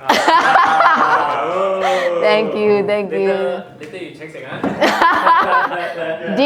Dinner's on Alex tonight. Okay. Good. All right. Now that we have learned the STAR model, we have already covered the body language, body gesture. Let's look at the next one. Okay. So sometimes this is the third part of the sub-module of like mastering the interview. Okay. There's something that we as interviewers, sometimes we notice as well, the resume, because you use that as the first, I would say, entry point before we decide whether we wanted to shortlist the person for interview or not. Now, one of the scenario that most of the interviewers probably have to explain is when there's a gap between the career or when there's a change of job. You have always been education, why suddenly you go into IT? You have always been hospitality, then why suddenly you go into marketing? Okay, so yes, David, you seem to have a question. So what are the tough questions normally interviewers ask? Okay, we'll save that for later, because you're asking like, like some of the unexpected and tricky question, but that is a good question. Did you guys hear what David's question was? Can you repeat? Tough questions. Yeah, what are some of the tough questions that interviewers ask? Okay, that's a good question. Okay, that I would say that they will also have like unexpected and tricky questions. Okay, I will share, and then maybe I want you to have a look at how you would have answered it if you were the candidates, okay, in the interview. Okay, the last one is the insightful question. What are some of the things you ask? What kind of some of the things? Do you guys ask questions at the interview? Yes. Yes? Where do you see yourself in 5 years? No, I mean, you asking the interviewer. You're asking me back. You're asking me back. Or asking the interviewer? Yes. What kind of question? Got OT ah? Got OT, okay. Oh, Yeah, what are some of the questions? would I be coached properly, or is there any special courses that the company can provide for me to increase my skills? Okay, the support. You're looking for the support, right? What kind of support do I get? Yep, okay, that's very good. All right. Should hire one. Serious, should hire one. If you ask this question, I should hire one. Because I'm ready to learn more. True. Yep, that's very true, because you already have a learner ready to come in and join the team already. Okay, good. What else? Or some of the things that you have asked. I'll ask about the culture of the company. Like, Okay. for example, is it more to a teamwork type, or is it more to like a top-down handling type and stuff like that? And I think that would affect the way that you are going to face your challenges within the job. So that is also one of the questions that I will ask. Okay, that's very good. What kind of culture? What kind of work dynamic? Is it top-down? Is it team? So yep, this will also very hireable material if they ask this job. Okay, very good. Any other questions that you may have asked, or you might think that will be insightful? If I ask the interviewer what's their or his or her opinion about that particular company, will I increase the chance to get hired? Okay, actually that is kind of a bit tricky, because the person in the role may give you a very diplomatic answer. Okay. Because that is also a job in the job interview, because they want to attract you to join the team as well. So they may have their own personal perception about the company, but you may not be getting a truthful answer to that. Sometimes the interviewer who is interviewing you is actually already hand up their resign letter. Possibly, this could be the last job interview the interviewers conducting, right? Possibly. Then they will still tell you, wow, the company very good, the benefit nice, but then after you join next week, hey, bye-bye. Yeah, that's highly possible as well. Yeah, okay. But if I were the interviewer, I would like to hear questions like their expectations of the company. Interesting. Yep. You mean the Interviewers. expectation of the interviewers? No, like you are interviewing me. Okay, if I were you, I would like. Why don't you interview him? Then easier for you. Yeah, okay, just the demo, yeah. I would like to hear from you asking me what is my expectation or what's the company's goal in the next 2 to 5 years. But that's you interviewing me, right? So he has to ask you the question. Ask me this question. Oh, I have to ask you this Yes. question. Oh. What's the company next 5-year plan? Yes. Something like that. Yep.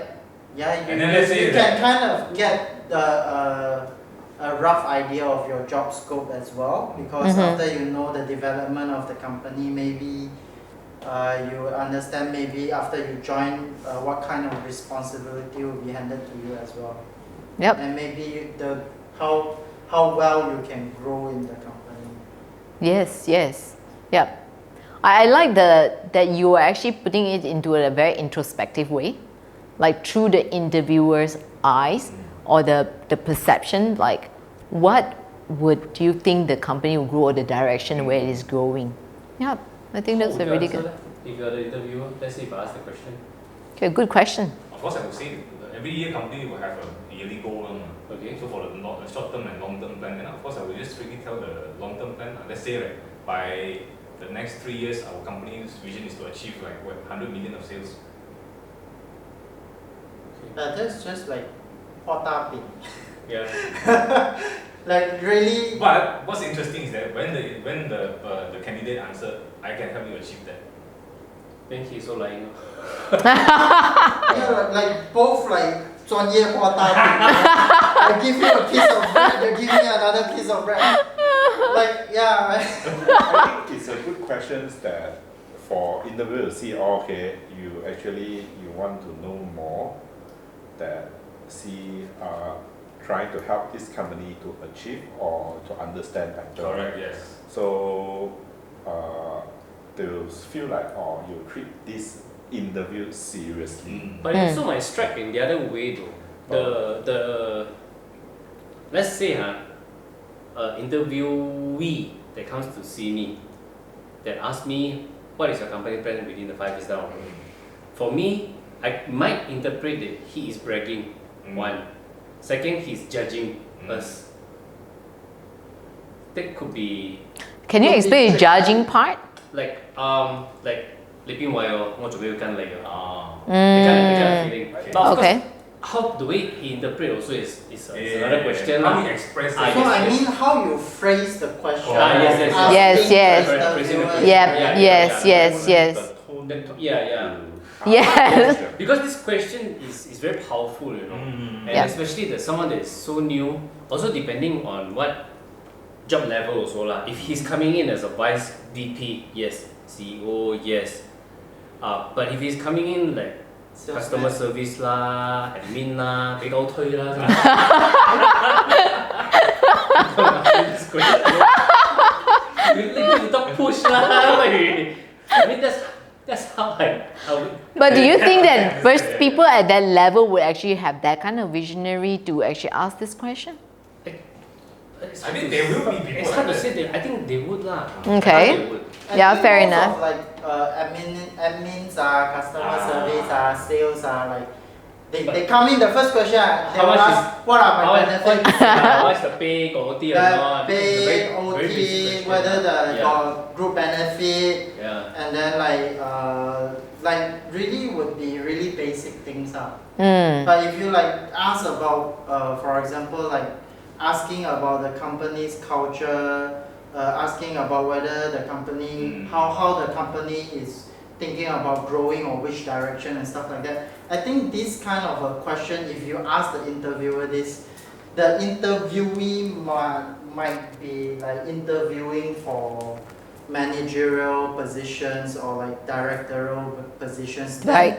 it's more possible of asking these kind of Yep. questions. Just like the job, the EV sales director, that would be a very apt question to ask. That one I will directly ask, what is the marketing budget now for the Asia Pacific? Yeah. Yeah, because if they don't have any budgets and stuff like that, then I don't think I will take the job as well. Because even though if they give you a lot of pay, and even if they have a very good, like for example, company cultures and stuff like that. US or Yeah, but then even if they give you 20,000 Take US, personal. but if they do not have another, like for example, if they are asking you to be the sales director of Asia Pacific, but if they do not share any, for example, their current strategy of current plans or direction of those plans, then I mean, if they are not willing to share that with you, then it's actually also very hard for you to judge whether you are going to take up that responsibility or not. Because even if they promise you a high salary, if you go in and then they don't give you any other resources, you're still gonna die. Yeah, it's not your fault, but there will be a lot more political issues. It won't look good on yours. Yeah, Yeah. it won't look good on your resume as well. Like, why did you go to that EV company for 2 months and you never passed probation? Yep. Then it's for your next job, it's very hard to explain Yep. such Yeah, and things. you brought up the very good point on like there's a gap or there's a short employment experiences or history. Like you don't want to like end a job prior to probation. So I think that would probably be a fair question to ask because you are serious. You know what you're doing, but you also need the support, whether it's from coaching or resources, the kind of team that you have. Yeah, okay, it's really good. Okay, now, all right, back to David's question. What are the tough questions? Okay, this is a real case scenario. One job interview that I conducted one time, there was a CEO usually you won't get CEO coming to the job interview, but this is a middle to high level, okay? So the CEO insisted that you want to sit in, come sometime, again, depending on how open the company's culture is like, okay? So he sat in, and it actually took all of us by surprise. He sat in, and then, we would open a panel and see who wanted to ask a question. The CEO suddenly asked a very, I would say, quite philosophical question. He said that, if, this is a word for word, I like verbatim, if you are an onion and I peel the outer shell of you, what do I see? Tears. Tears? Okay. Our word answer is you will take a lot of effort to peel all of me, as I have a lot of layers, which all these layers comes with my experiences and my knowledge for the job that I'm currently doing. Oh wow, that's really powerful because you're taking the scenario and personalize it. And shoot back the question. Should marry back to you. You're Yeah. playing defensive and offensive at the same time. Yeah. So Oh, that's really good. I'm That's not really afraid of good. you peeling me. Yeah. But still, it doesn't answer the question though, because he still wants to see what's inside of you.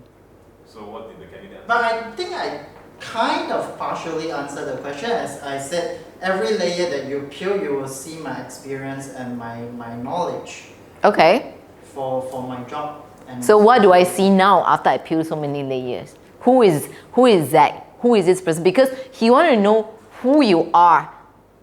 In the question, it is hypothetical, but it's also very philosophical.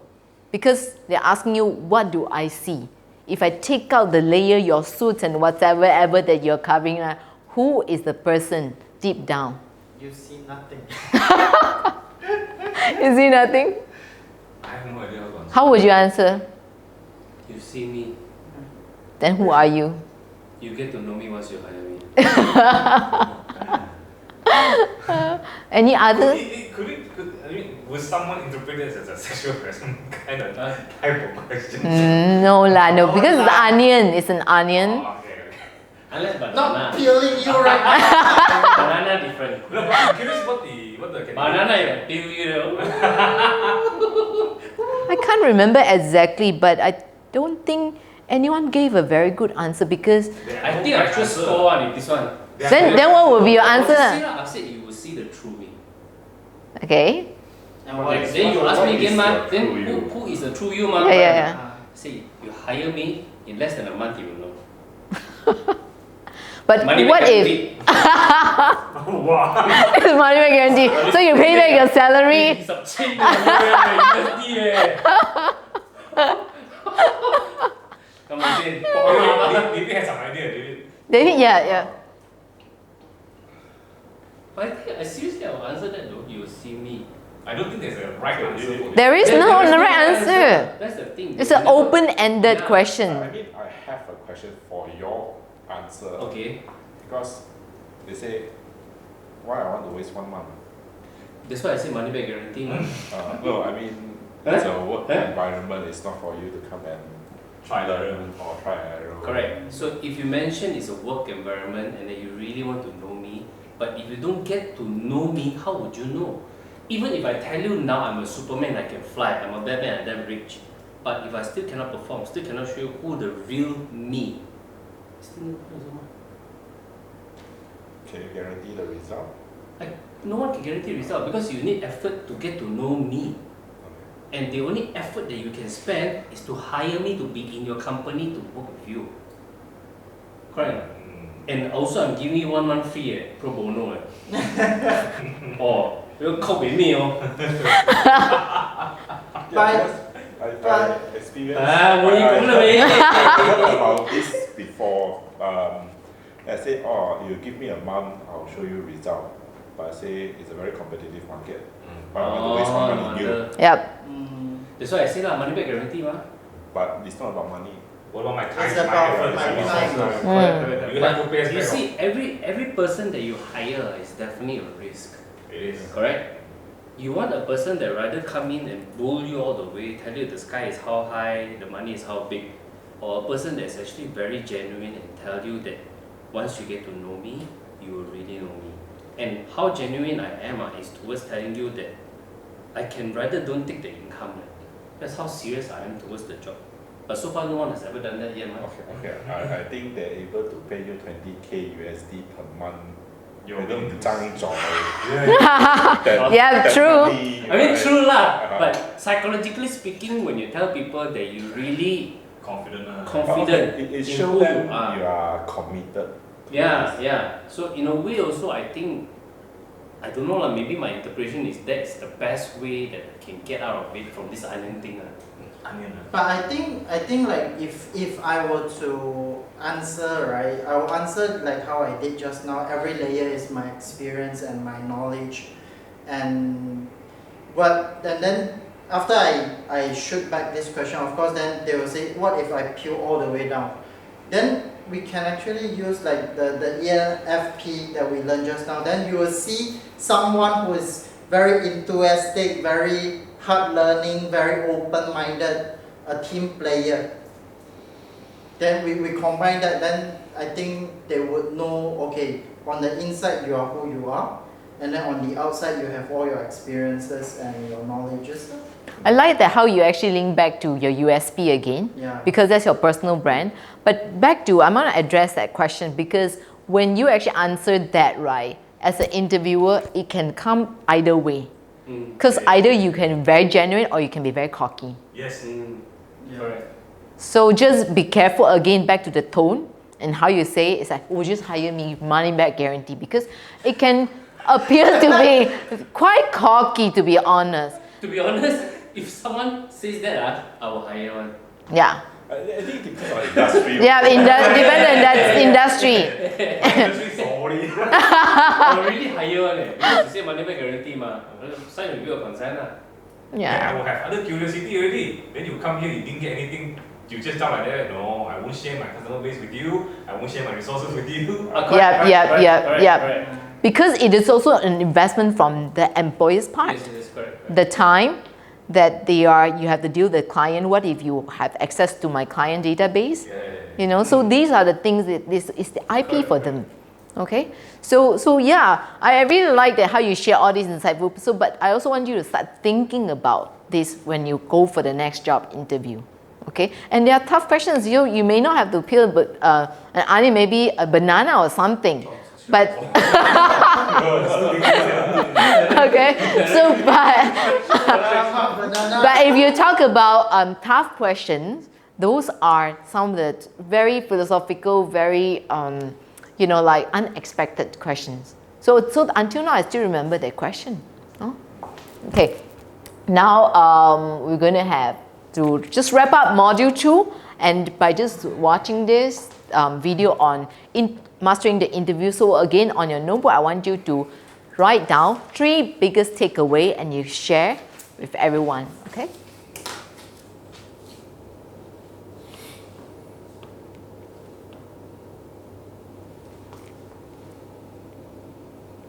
Arguably the most crucial part of the job search. An interview can make or break an opportunity.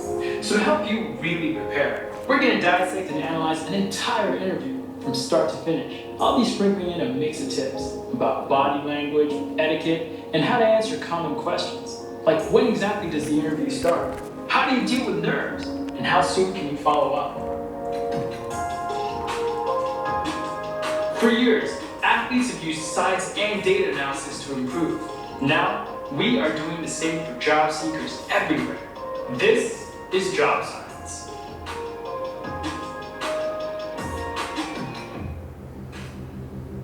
Meet Anya, a recent grad majoring in business administration. She's interviewing for an entry-level project management position.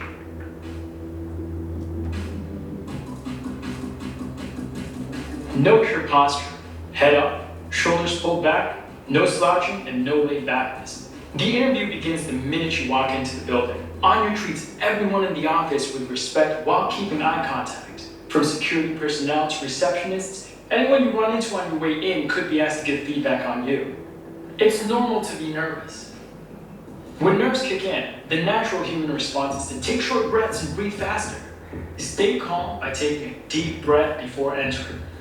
Hold it, count to 3, and then slowly breathe out.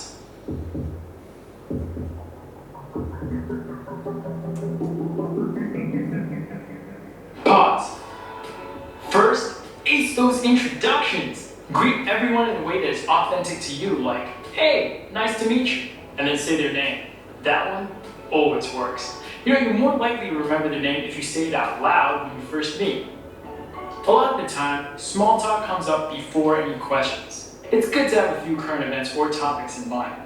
You can't possibly predict what they're going to ask, but you can practice answering the common ones, like, why do you want to work here? What makes you unique? Let's see what our interviewer asks. So I want to hear more. Tell me a little about your experience and what you bring to this role. Pause. When this is asked, they're looking to learn what makes you stand out. Be honest with your answers. That means having to pause and think for a second, then it's all right. Think about your past experiences and how the role lines up with your future goals. It never hurts to be honest. Great question. Ever since I was young, I've always been the organized one in my family. Whether it was helping my parents schedule vacations or color coordinating my closet, naturally that lifestyle got me here, project management. I've been a people person for as long as I can remember. Plain and simple, I love team building and making sure everyone has a part. Just the other one. Oh, just really quick, don't speak negatively about previous places you've worked. Instead, talk about what you've learned. I helped lead a team of 5 to deliver a 3-week sales project a few days ahead of schedule. I'd love to bring these things here. Perfect. A response like this not only answers the question, but also shows off her personality. But remember, there's no one right way to interview and answer questions. Be yourself and let your personality shine. Be aware of your movements. Practice polite, confident body language. Subtly minding your interviewer's posture can actually create a sense of connection. Of all places, unnecessary movements are hard to ignore in an interview. Whether it's tapping your fingers or bouncing your leg, be aware and stay present. Hey, it's been great chatting so far. I guess my last question is, do you have any questions for me? Ooh, this is a hot one. Make sure to have a short list of questions for your employer in your back pocket. Ask the questions you would if you got the job. Tomorrow was your first day. What do you want to know from the manager? Even if you don't have any burning questions, asking of you shows that you did your homework and that you really care. Some include, what do you like best about working here? What are some mistakes people have made in this position? What is a goal you're currently working toward? How will my performance be evaluated? Well, I did read that you're expanding your software team next quarter. I'm curious how you plan to carry that out. The interview isn't actually over. Always follow up within 24 hours with a thank you email to the hiring manager. This can be a quick note simply thanking them for their time, or a longer one that elaborates on some of the things you talked about. It's key to leaving a lasting impression. This was the breakdown of an interview. Till next time.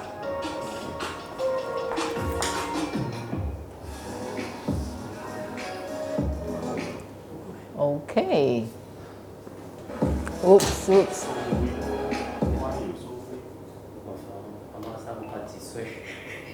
You're still on that topic.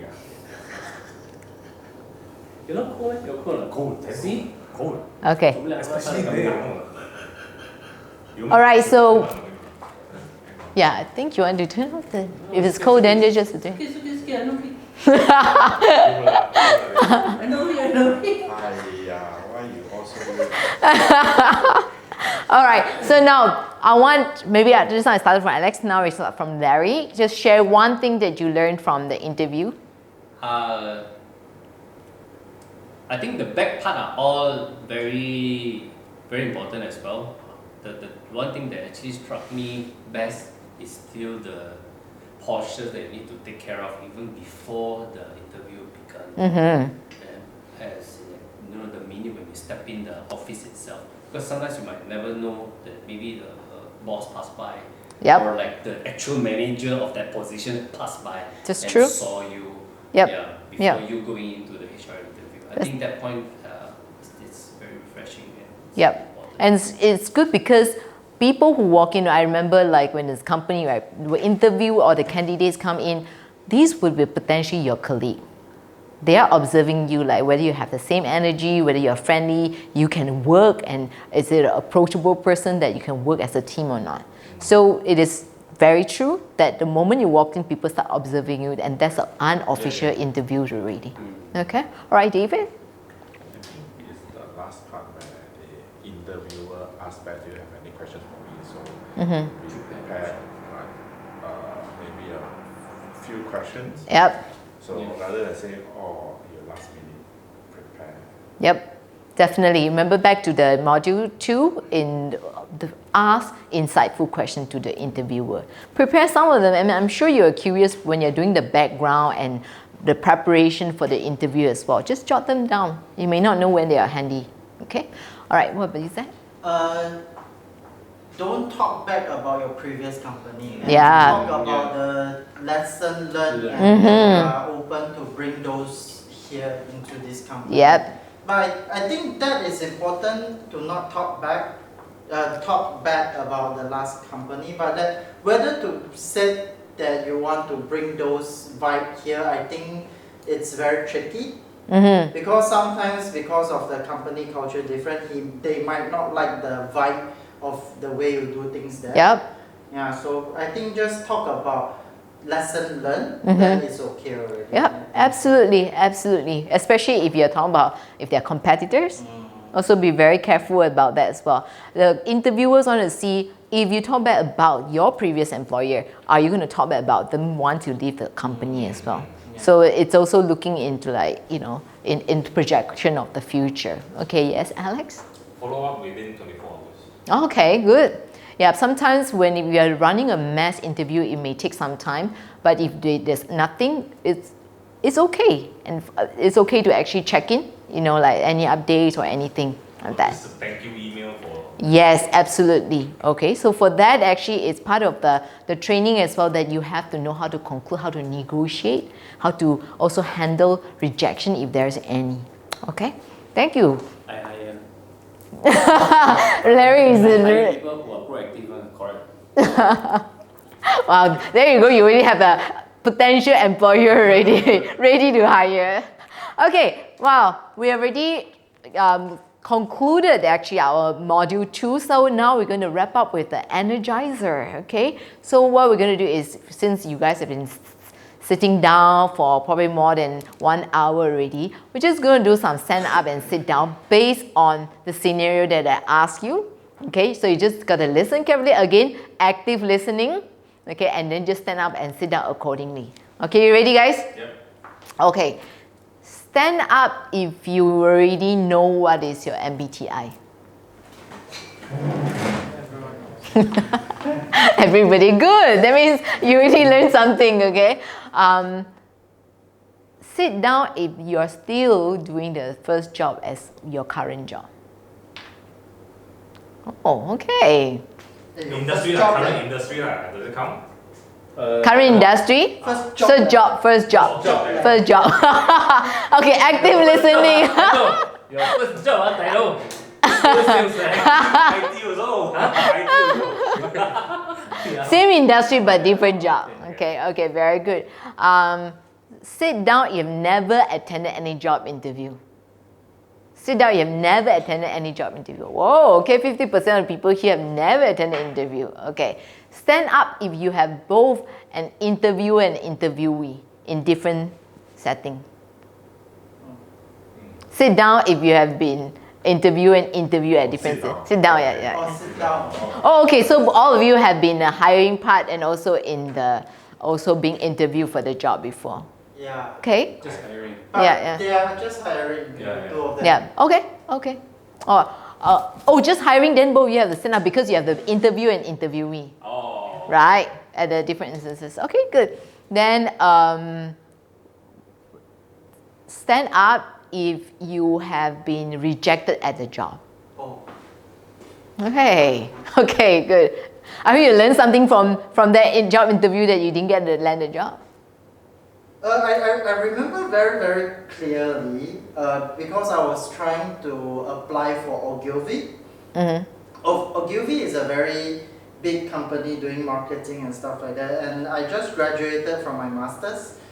The reason why I got rejected was in the last question they say, why advertising? Because that time I just graduated from master's, so it's very hard for me to answer that question. True. So in the end I just got okay. released. I see. Okay, that's very good. Okay, last question. Stand up if you find this training very helpful and will help you to land on the next job. Wow, thank you. I would Okay. say it will help me in hiring more quality people.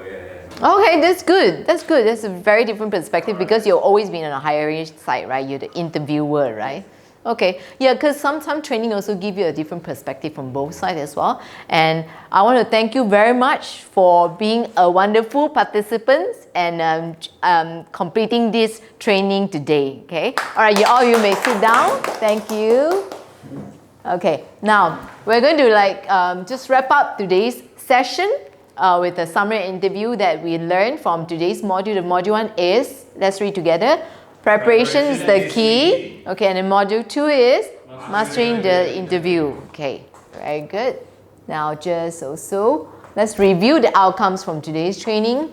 The assessment criteria, the threshold assessment criteria by the way of Q&A. And let's read the objective, the outcomes together. Upon completion of this program, participants will be able to perform a job interview confidently. Okay? And there. Now, I also want you, this is mostly for mine, also learning. I want you to take 2 greatest takeaways that you learned from the training and probably share why. Okay?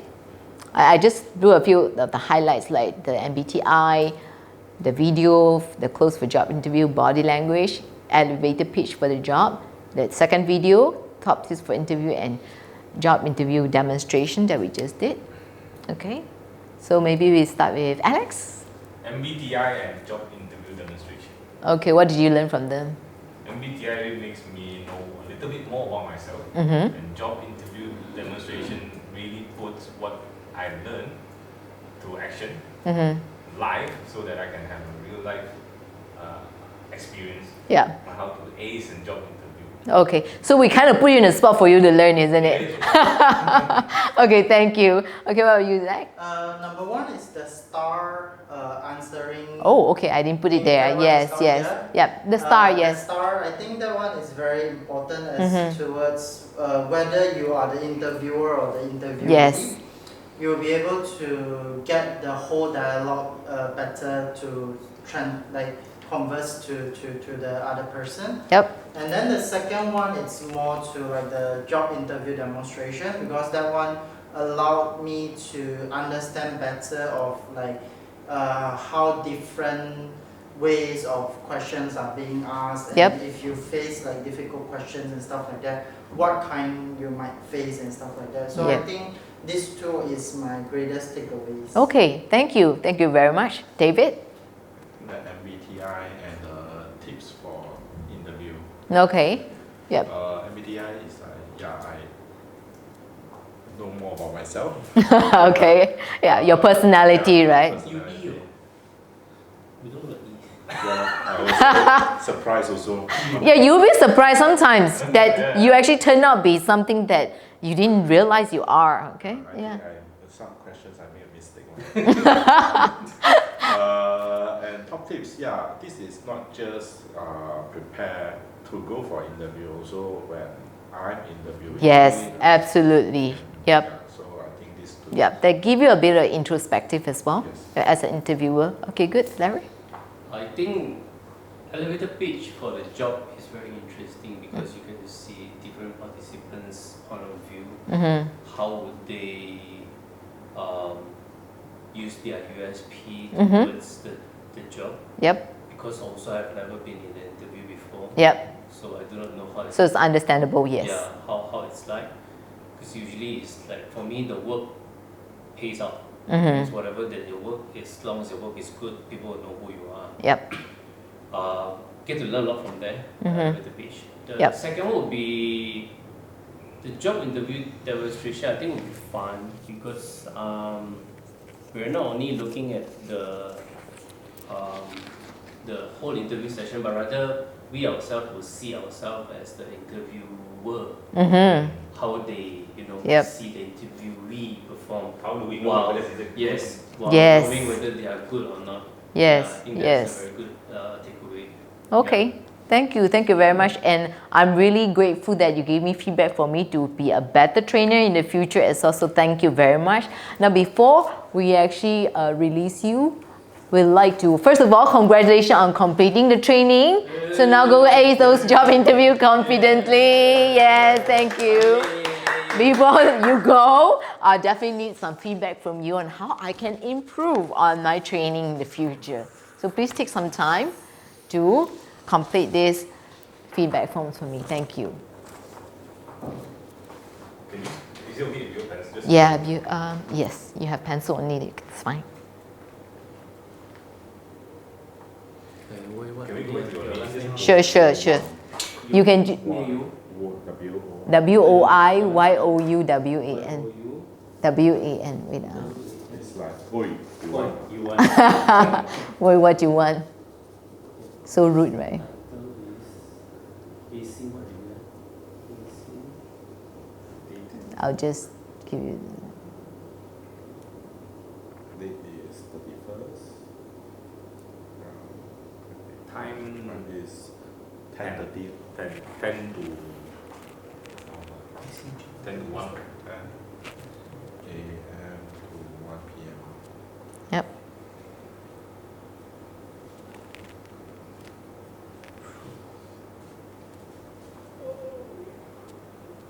Really though? What you want? Yes, that's my name. It's like, Really, How yes. do you say it? You thought I was Woi, joking. you want?